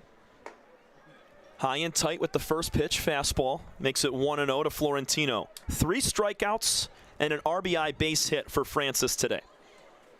All 3 strikeouts have been swinging for him as well. Rarely goes down looking. 1-0 pitch to Francis, lifted out to left center field. This is going to split the gap. Is it gone? Florentino! 2-run walk-off shot for the Mammoths.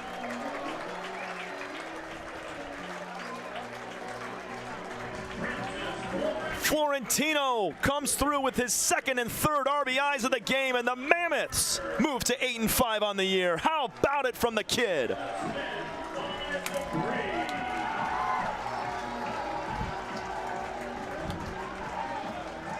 He launched that 1-0 pitch to left center field. Would have hit the scoreboard without the netting there, Brady. Wow, what a game. Made a mistake. That's a curveball that caught way too much plate to Florentino. 385 feet later, and the Mammoths walk it off in style. Didn't waste any time. Second pitch he saw, he drilled out there in the gap. A come-from-behind victory. The Mammoths trailed 3-1 going into the bottom of the 7th, down to their final 9 outs, and they put together 4 runs in the last 3 innings to put it together for a big comeback win. That's baseball right there. On Father's Day, man, can't ask for anything more. Wow. And that's the second time against this Diamond Hopper team that going into the final third of the game, the Hoppers had the lead, and both times the Mammoths come back to win in dramatic fashion. You said it. 3 runs in the top of the 9th back on Friday for the Mammoths en route to an 8-7 win. 2 runs in the bottom of the 9th thanks to Francis Florentino. He drives in 3 of the 5 runs here. What an unbelievable win. And it goes to Bo Atkins. He picks up the win, and the loss goes to Caleb Rush. Yeah, that's just a mistake pitch. You're putting in a high leverage spot like that, and it's a curveball that didn't break a ton, caught way too much of the plate, and Francis Florentino is the type of batter that is going to make you pay. And he, again, absolutely tattooed that one. Florentino now leads the league with 5 home runs on the year. That's 15 RBIs on the season for Francis. That leads his team and the Hoppers. What a special player. In just a moment, we're going to send it down to Cristiana Rosas. She has Francis Florentino standing by with Jose Cedeno as well.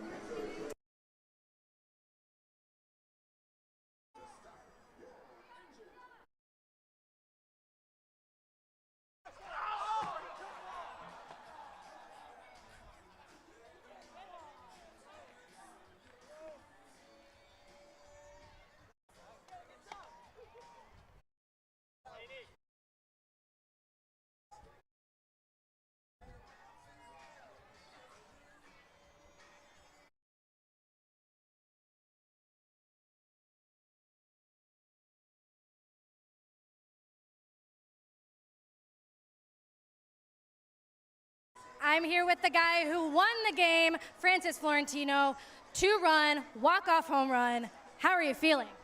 I'm feeling good. I'm feeling amazing. I know what happened there. You extended the series lead for the Mammoths 3-0 over the Diamond Hoppers.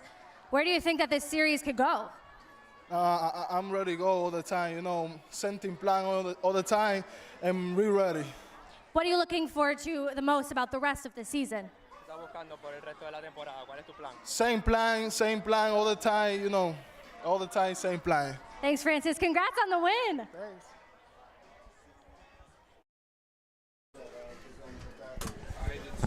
Florentino, your player of the game, and well-deserved. 3 RBIs. He was 2 for 5.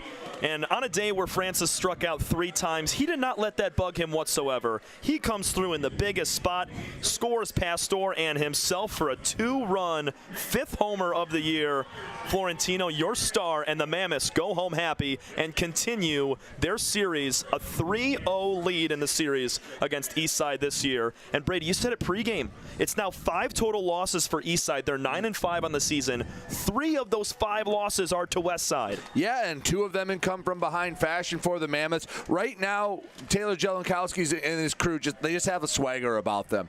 They're playing with a little bit of confidence where it never felt like they panicked. They had a little bit of adversity. They fought through it, and they won in a very dramatic way, a very fun way on Father's Day.